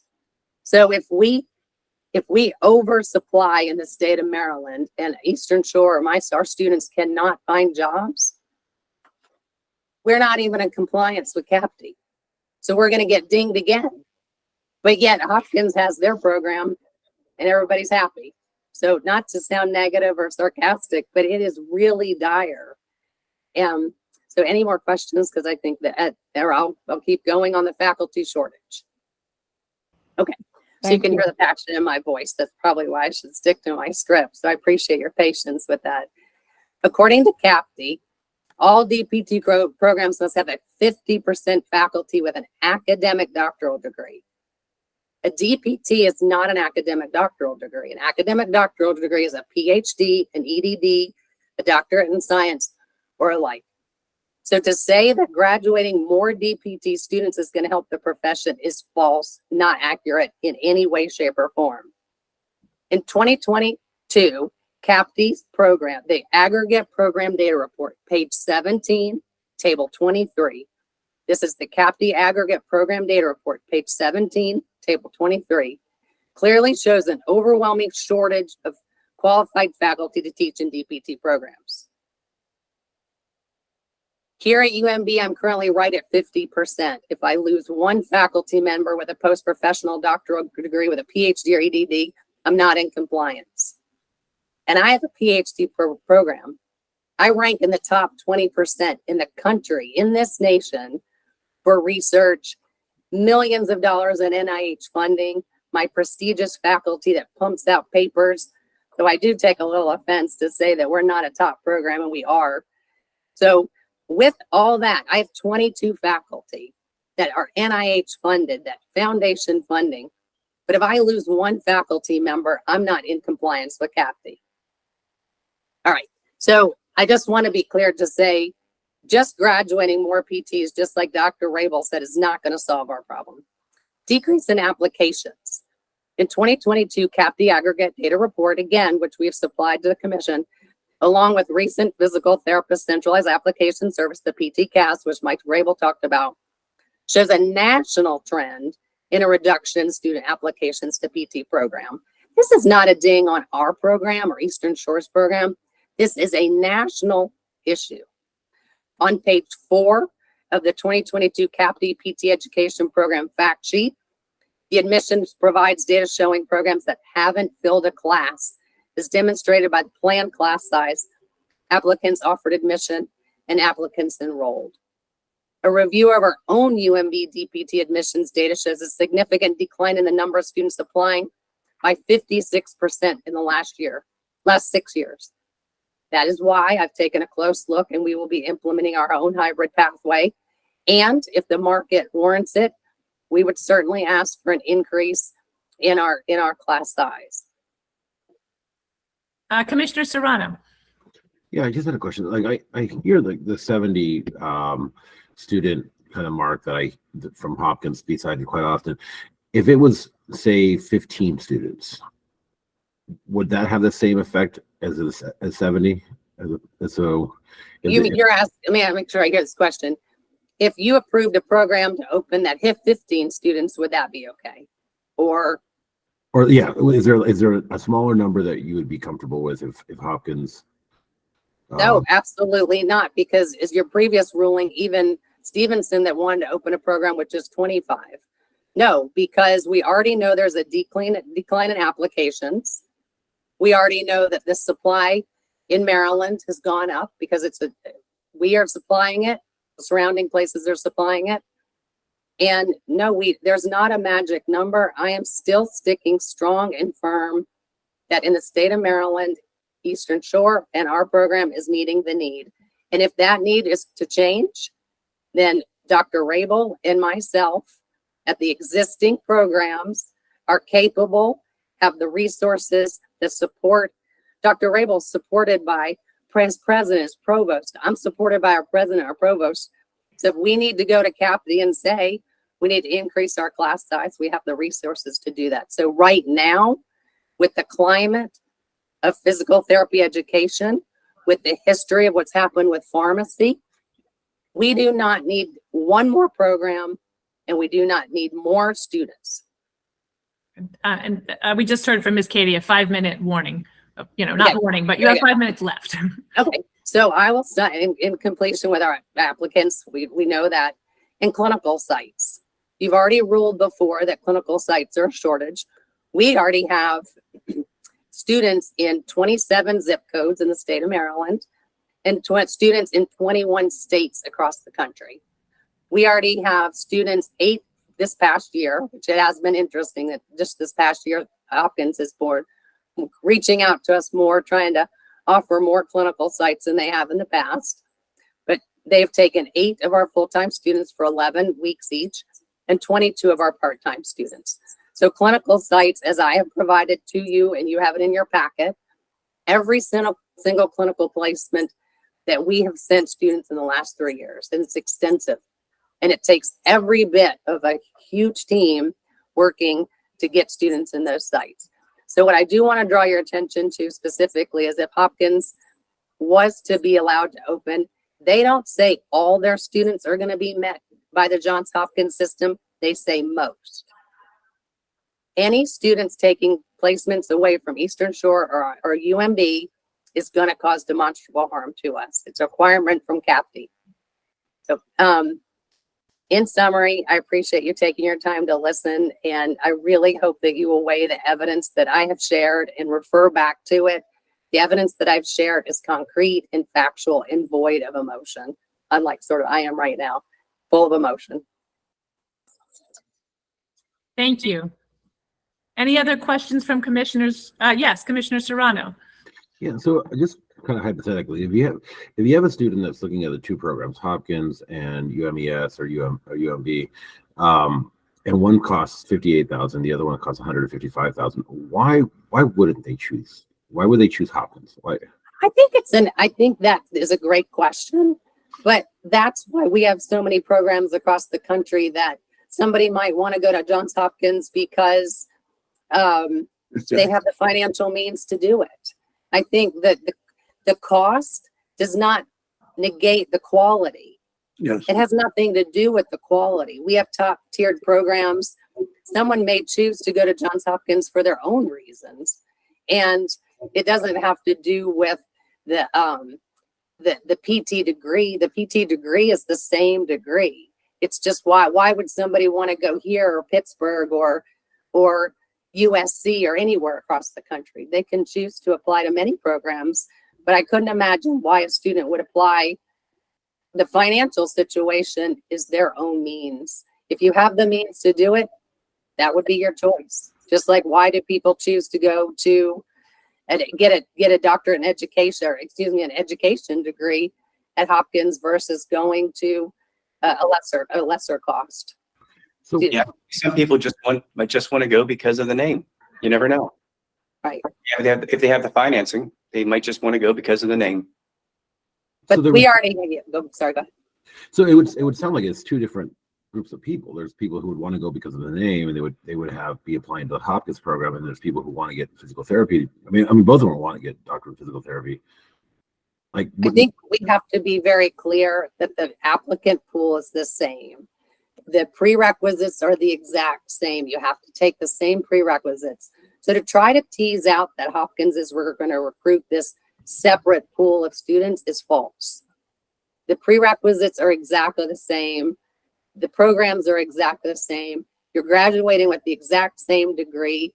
If you graduate from one program versus another, you're going to get the exact same job with the same pay. So it's just choice of why somebody would go to one school over the other. So it's not accurate at all to say that a unique body of students would go to one school versus another. Commissioner Agu? Yep, sorry, this goes on with Commissioner Serrano's question. So I'm looking again just at the tuition. So right now, UL UMB are about 98 tuition at UMES, a little over 58. I want to hear that figure again. I believe it was 20 people applied to both programs this past cycle. Did I hear that number right? My question Somewhere is between 20, 24 and 28. We'd have to pull the exact numbers. I don't have those numbers in front of me.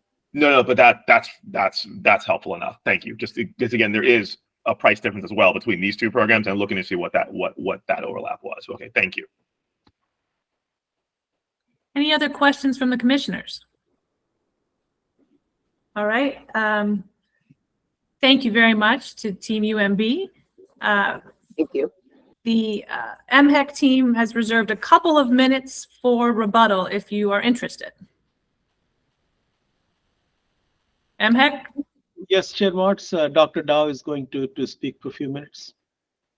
Great, thank you. Thank you for letting us provide a few remarks in response to UMES's and UMB's presentation.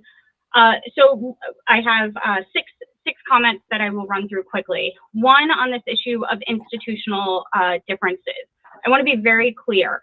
It is understood that Hopkins serves as a partner institution for the Hopkins healthcare system. This is not a distinction that UMB nor UMES have. They serve as partner institutions, as I understand it, for the University System of Maryland medical system. So that is an underserved employer and healthcare system that currently is needing physical therapists. So that is the institutional distinction that we raise in terms of Hopkins being different from UMB and UMES. Additionally, they are a private institution and therefore have different elements to them than our public institutions.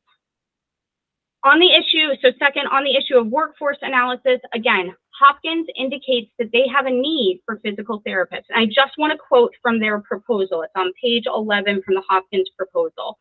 They interviewed a number of rehabilitation sites, both within and outside the Hopkins system.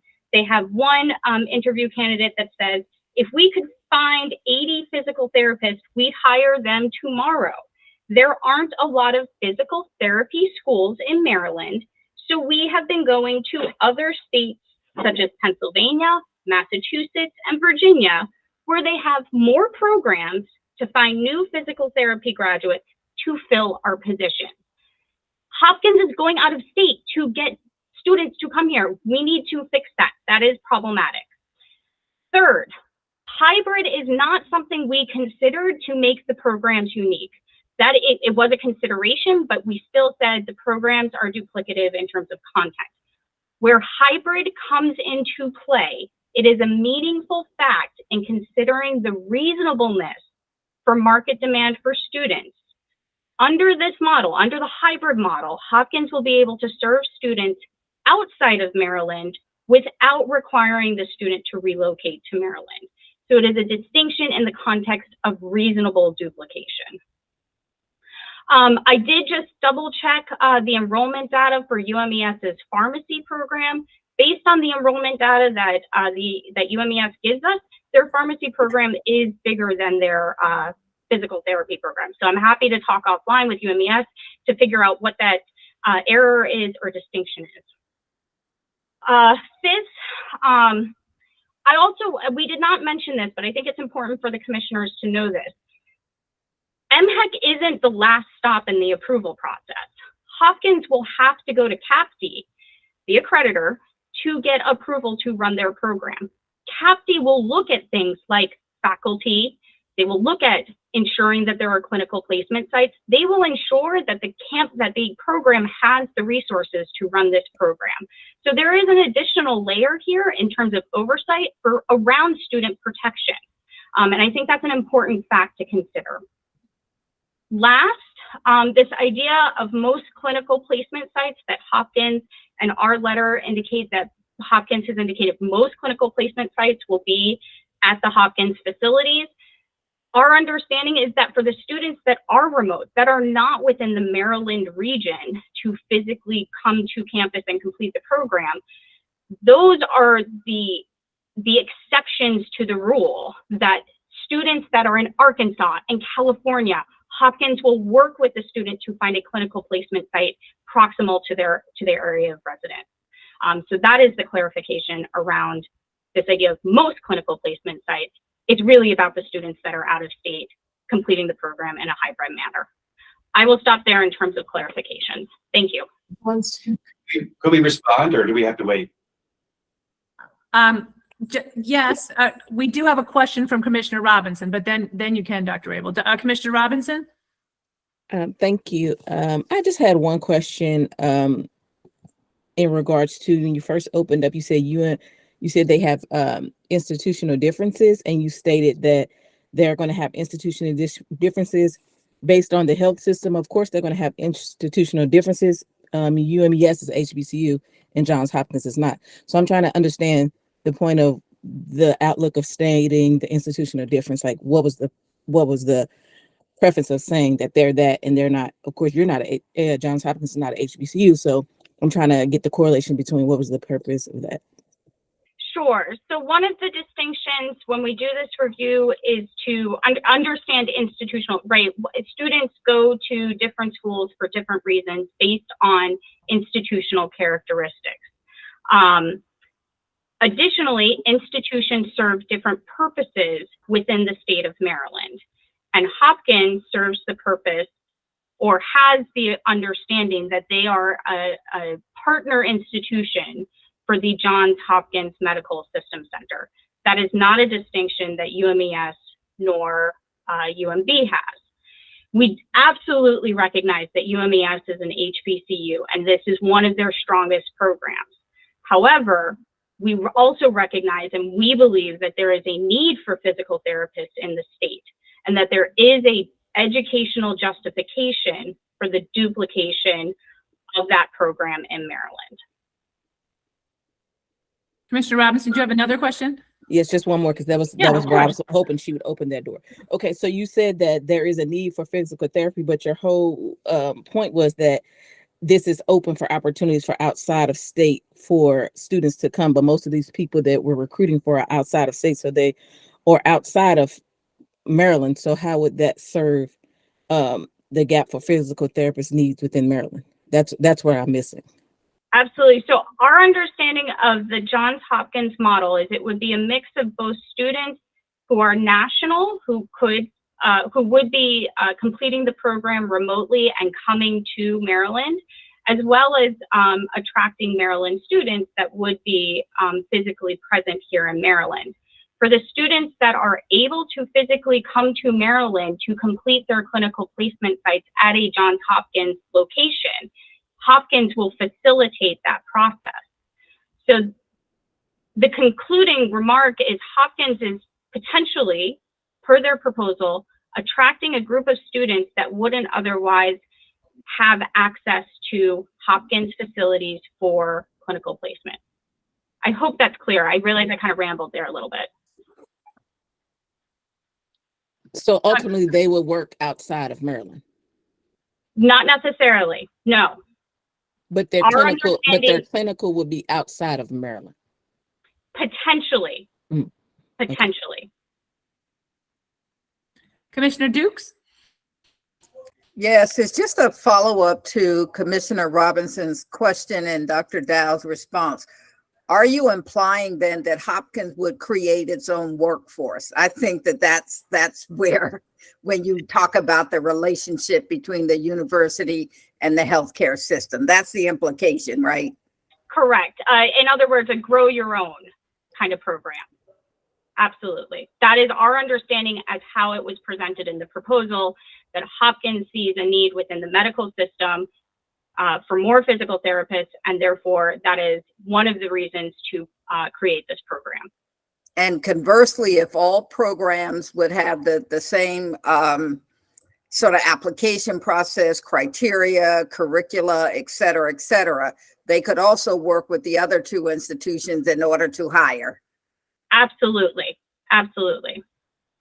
All right. Thank you. Commissioner Serrano?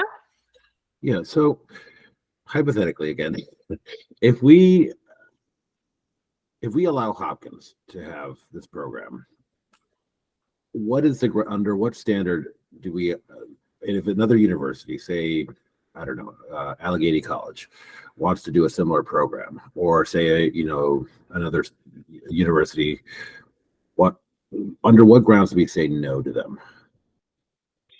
Sure. So we take every proposal into consideration on its own merits.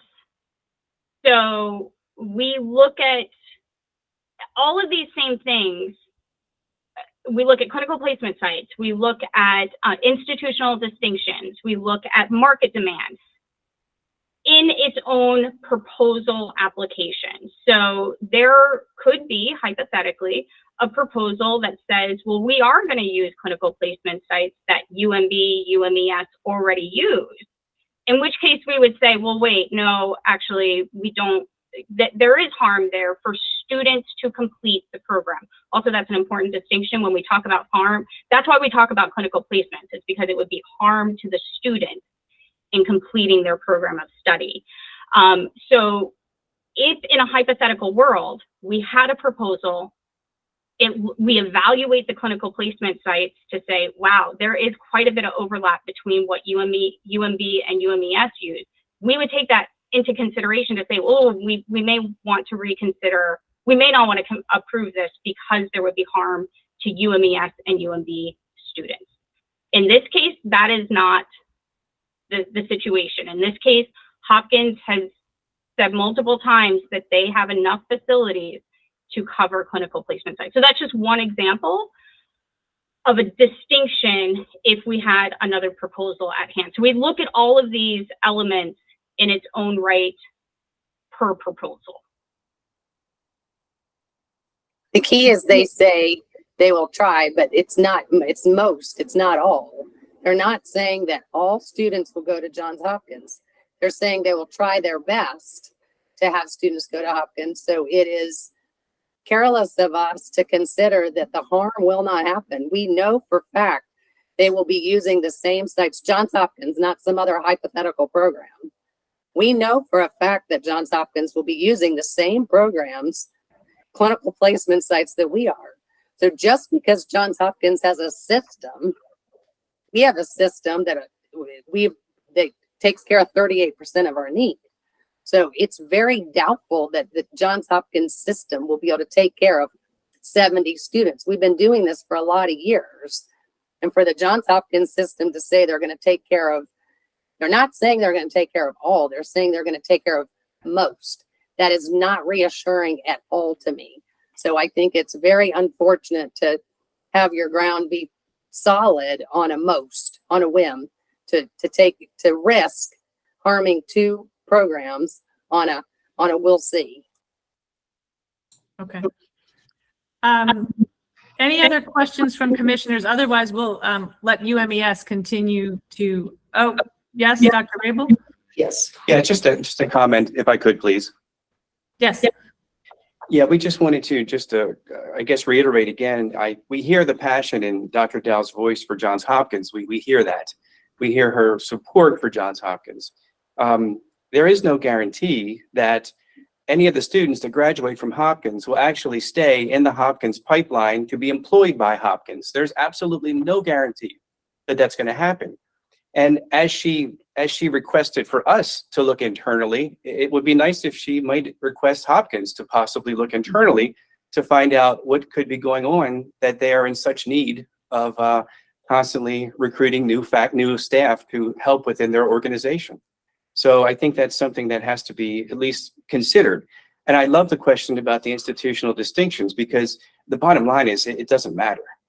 It doesn't matter. I mean, this is a program with the same outcomes. It's a program doing the same exact thing. And as far as CAPTI is concerned, you know, we have a proliferation of 294 programs for a reason. And we're relying on MHEC and not CAPTI. We're relying on our states to do what they need to do to see what's going on at the state level and at the grassroots level for the data to really make these decisions. CAPTI, as long as you have a checklist and they've checked it off, they're going to open. It's not an impact. They don't look at the state impact. They don't look at the local impact. They don't look at the supply and demand. They don't look at the surplus. They don't look at any of that. All they do is say, did you meet the requirements to open a program? Check. And then monitor you to make sure you comply or close you. Mm-hmm. Yeah. Thank you. Thank you, Team UMES. Team UMB, you have some minutes left if you'd like to respond. If I may, Chair Motz, I'm all for growing your own. I would argue and assert, however, an institution shouldn't grow its own at the expense of 2 other institutions in the state. I am not aware of any real active effort on the part of the Johns Hopkins medical system to reach out to the 2 existing programs in the state to say, we have a problem, you know, hiring physical therapists in our system, and could you, with the capacity you have to grow, help us address that need? I'm really, and again, I might not just be aware of it, but I am not. And so it's all well and good to grow your own. And unless we don't care about the impact that potential growth might have on existing programs, then of course it's a very valid argument. But we assert and will continue to argue and provide data to support our argument that growing their own is going to negatively impact the 2 existing programs in the state. Thank you, Dr. Ward. Any other comment from UMB? All right, following in our agenda, we now are at our last speaker, and that is Johns Hopkins has up to 10 minutes, and we will give you the sign when you have 2 minutes left. So I believe we have the interim provost of Johns Hopkins with us. Yes, thank you, Chair Motz. I'm Stephen Ganji. I'm serving as the interim provost and senior vice president for academic affairs, in addition to my role as a professor in the School of Public Health and School of Medicine. Joining me today are Dr. Janet Schreck, senior associate vice provost for academic affairs, Dr. Pablo Chelnick, professor of physical medicine and rehabilitation, and Dr. Kendra Gangan, director of the Doctor of Physical Therapy program. And they're here to address any questions about the program's development, content, or management. As indicated in the written materials that we provided to the commission, Johns Hopkins agrees with and supports the Secretary's well-reasoned and evidenced rationale for endorsing our Doctor of Physical Therapy program. I want to make, since it did come up, note that we were not asked to delay our submission, and the endorsement decision was given before the request for programs to withdraw based on objections occurred. We're very anxious to meet the timeline for CAPTI so that we can launch the program for student enrollment by the summer of 2025. As you all know, Johns Hopkins was founded as the nation's first graduate research university and is one of the leading institutions in the world. And its School of Medicine has a long history of recruiting individuals across the world and attracting them to Baltimore to train the best physician scientists and many dual degree programs. I want to thank the commissioners for your work and just to address a couple of issues that have come up. First, regarding market demand, the data I think are very clear. We've put forward and shown that the data are demonstrating increasing demand for physical therapists exists both in Maryland and across the nation. Existing and increasing attrition rates that were exacerbated by COVID are widening the gap between supply and demand. We've heard from colleagues citation of data showing some question about this trend. And I can't emphasize enough that the APTA data were retracted because they did not incorporate the impacts of COVID on the workforce, right? They, as an institution, do not take position on the development of new DPT programs. As Emily Dow detailed, Maryland institutions are currently producing less than 1/3 of the state's estimated need for physical therapists, right? The state projects a need of 3,415 new and additional physical therapists between 2020 or approximately 342 per year. And MHEC data indicate that Maryland programs are graduating about 90 per year. Additionally, a recent report from Definitive Healthcare, healthcare data analysis and commercial intelligence company, recently produced an authoritative report estimating that 22,000 physical therapists left the profession in 2021 alone.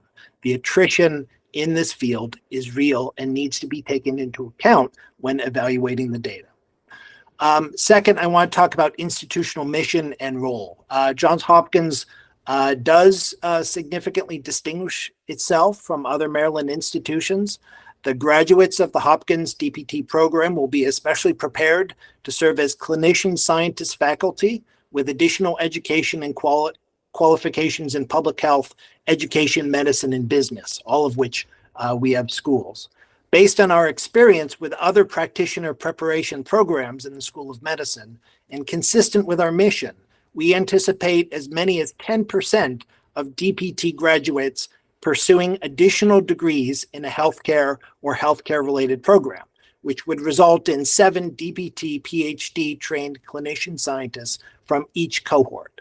Our goal is for another 10% of students to enroll in other dual degree programs, resulting in 7 physical therapists duly trained in public health, business, education.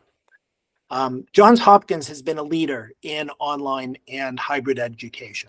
My own School of Public Health has been involved with delivering hybrid degrees since the mid-1990s. The Johns Hopkins program will be designed with hybrid from the start using cutting-edge pedagogy. We welcome similar efforts by UMB to grow their hybrid program and know that by using these bimodal methods, they will attract more students. And thus, together, our plans negate their arguments for concern about the demand for students. We will all attract a greater number of students and meet these deficiencies. The issue of cost of programs came up. The tuition that we are charging is similar to other private schools. Columbia is around $136,000. MGH up in Boston is $153,000. What UMB did not mention is that their own out-of-state program costs are also in line with our program cost. They have 131,000 tuition and 150,000 total costs. We entirely agree that there are different types of students. Johns Hopkins anticipates many of our graduates will pursue academic and research careers, not necessarily work as practitioners. And we entirely agree and want to emphasize that our healthcare system, which is not just the Baltimore Hospital, but is a network of hospitals, will be an important employer. In doing so, the future professionals will ameliorate the dearth of well-qualified faculty with which many institutions struggle. Let me say a word about faculty. Johns Hopkins has not experienced any challenges in identifying qualified faculty to teach in the program. Since JHU placed an open call for applications for 13 DPT faculty lines, we received 128 applications. Not one of the 128 faculty applications came from UMB or UMES, illustrating that we are not taking away their assets or causing demonstrable harm to these other institutions. Of those, 116 were qualified and met the qualifications in the job posting. Just a word about field experiences. I want to support MICUA's position that COMAR does not provide the regulatory authority to consider field site experience as a ground for unreasonable duplication. We can also, if necessary, cite evidence for the Commission's inconsistent approach to this issue and the longstanding precedent that existed before 2018, where MHEC did not consider competition for field experiences as a factor in determining unreasonable duplication. It should also be recognized that the state's support and Maryland's participation in the National Consortium of State Authorization Reciprocity Agreements, or NC-SARA, means that all out-of-state schools can avail themselves to field experiences in Maryland without restriction, right? There's at least 37 DPT programs in neighboring states that can recruit and enroll Marylanders and place individuals in clinical field experiences in Maryland without any regulatory authority. So you have just a little under 2 minutes left. Yep, thank you. A denial of a Maryland institution's program based on an alleged saturation of clinical field sites does nothing to ameliorate the challenge of securing sufficient field experiences. Johns Hopkins, in its application and in its development of the program, is guaranteed to provide adequate field experiences for our students. And I want to address an issue that came up about charging for clinical rotations and clarify this. This used to be the case. We used to charge $100 a week for clinical rotations. This was a charge that was a common practice, but something that we eliminated back in 2019. Our students currently come to rotate with us for free, and we have no plans to reinstate this change. And I also want to emphasize that we have and we will continue to make field experiences available to both UMES and UMB's programs. So let me just conclude. We remain confident in the merits and success of our DPT program. It's squarely in the university's mission, and we recognize that these programs sit alongside programs in our colleagues' universities' missions as well. As a Maryland resident myself for over 30 years, I urge you to consider the benefits to Maryland residents. Thank you, and we look forward to observing the commissioners' deliberations and vote. Thank you. Commissioner Serrano. Yeah, so going back to the point about you submitted the application for approval prior to the kind of letter that went out to pause. Why not wait till December? So as I indicated, we are anxious because we still have, as has been described, several steps, right? We still have to go to CAPT, and there's a lot of preparation for recruitment of students. These aren't things that turn on a dime. And so in order to make the timeline, we want to launch this now. Any other questions from the commissioners? And then sorry, Commissioner Serrano? the decision to charge $100 in 2019 or to suspend that, what was the reason for charging the $100 a week? Actually, why don't I turn to my colleagues? Pablo, do you want to take that? Yeah, sure. Thank you. So I'm Pablo Selnik. I'm the director of the rehab department here in Hopkins, where the CPT program will be housed. That was common practice across all programs, clinical programs. So programs used to send students back and forth for these clinical experiences, and they were charging back then. So it wasn't unique of Hopkins. In 2019, we stopped doing that. The APTA requested also that practice that was common across the country be stopped. So we followed that suit, and there was no more request for money exchange for the students. So the students are coming. In fact, we always offer slots to all programs in the region, including UMB and UMES. Any other questions?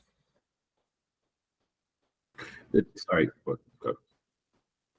Commissioner Serrano, do you have a question? Another one? Yeah. Well, just going back to the point that Provost Ganji mentioned, about 10% of the students they expect to be DPT and PhD graduates. Like, how do we know that that will be the case? So the data that I cited to you, was based on our existing look at other similar programs. And let me turn to Pablo, who is more familiar with this. Yeah, happy to answer that. So basically, what we looked is at the other experiences that we have in training people. Our med school generates 10%, a little more actually, of MD PhDs. The experience of having combined degrees is very, with these percent numbers, is very often happening here in Hopkins. So we are anticipating, and we also have a PhD, well, we have several PhD programs in Hopkins, and we are in the process of also having a PhD in rehab sciences. So we anticipated that people will be interested on having dual programs. In addition to the idea of having a DPT plus School of Public Health or other combined programs. Yeah, I'll make a note. We have over 50 PhD programs here at Hopkins, right? Including at the #1 School of Public Health, many schools, programs in School of Medicine, #1 School of Nursing, schools of business, education, and elsewhere. Okay, thank you. I think Dr. Rabel from UMES had raised his hand. Did you have something else to say? No? Okay. Yes, thank you. Thank you so much. I just have to at least state that it really was not common practice back then to charge for clinical sites. This was something that was more unusual than common practice. In fact, the area that we reside in actually got together and said, we're going to group together in bands to say no one's going to pay for clinical sites in that area. So I just had to react to that statement as well. And then to say that I do agree that, it's important to remember that they're producing a Doctor of Physical Therapy degree. It is a DPT degree. If students decide to pursue something else, okay, that's fine. But they're producing a DPT degree, which is in direct competition with the other two existing state programs. Thank you. Hopkins, any response to that? Well, I didn't think that we had, opportunity to have direct course, discussion with our fellow institutions. But Pablo, why don't you go ahead? Sure. Like I said, this was it's common practice. Maybe some schools were not doing this. We have requests and students coming from GW, Delaware, Pennsylvania, of course, the schools here in Maryland, asking for these clinical rotations because we have, like we put in the document, more than 250 physical therapists. We have more than 7 clinical locations where I can train people in physical therapy space. Plenty of education opportunity to train PTs. We offer this for free to University of Maryland, UMB, and UMES over the number of years. They have taken advantage of this on and off, mostly off than on. But Okay. we have plenty of these. So yeah. Commissioner Serrano. Yeah. So going to a point that I asked earlier, why 70? Why not a more modest number, like 10, 15, 20? Why is it 70? Pablo or Kendra, do you want to address that? Kendra, Kendra is the director of the DPT program. Yeah, there she is. Yeah, thank you.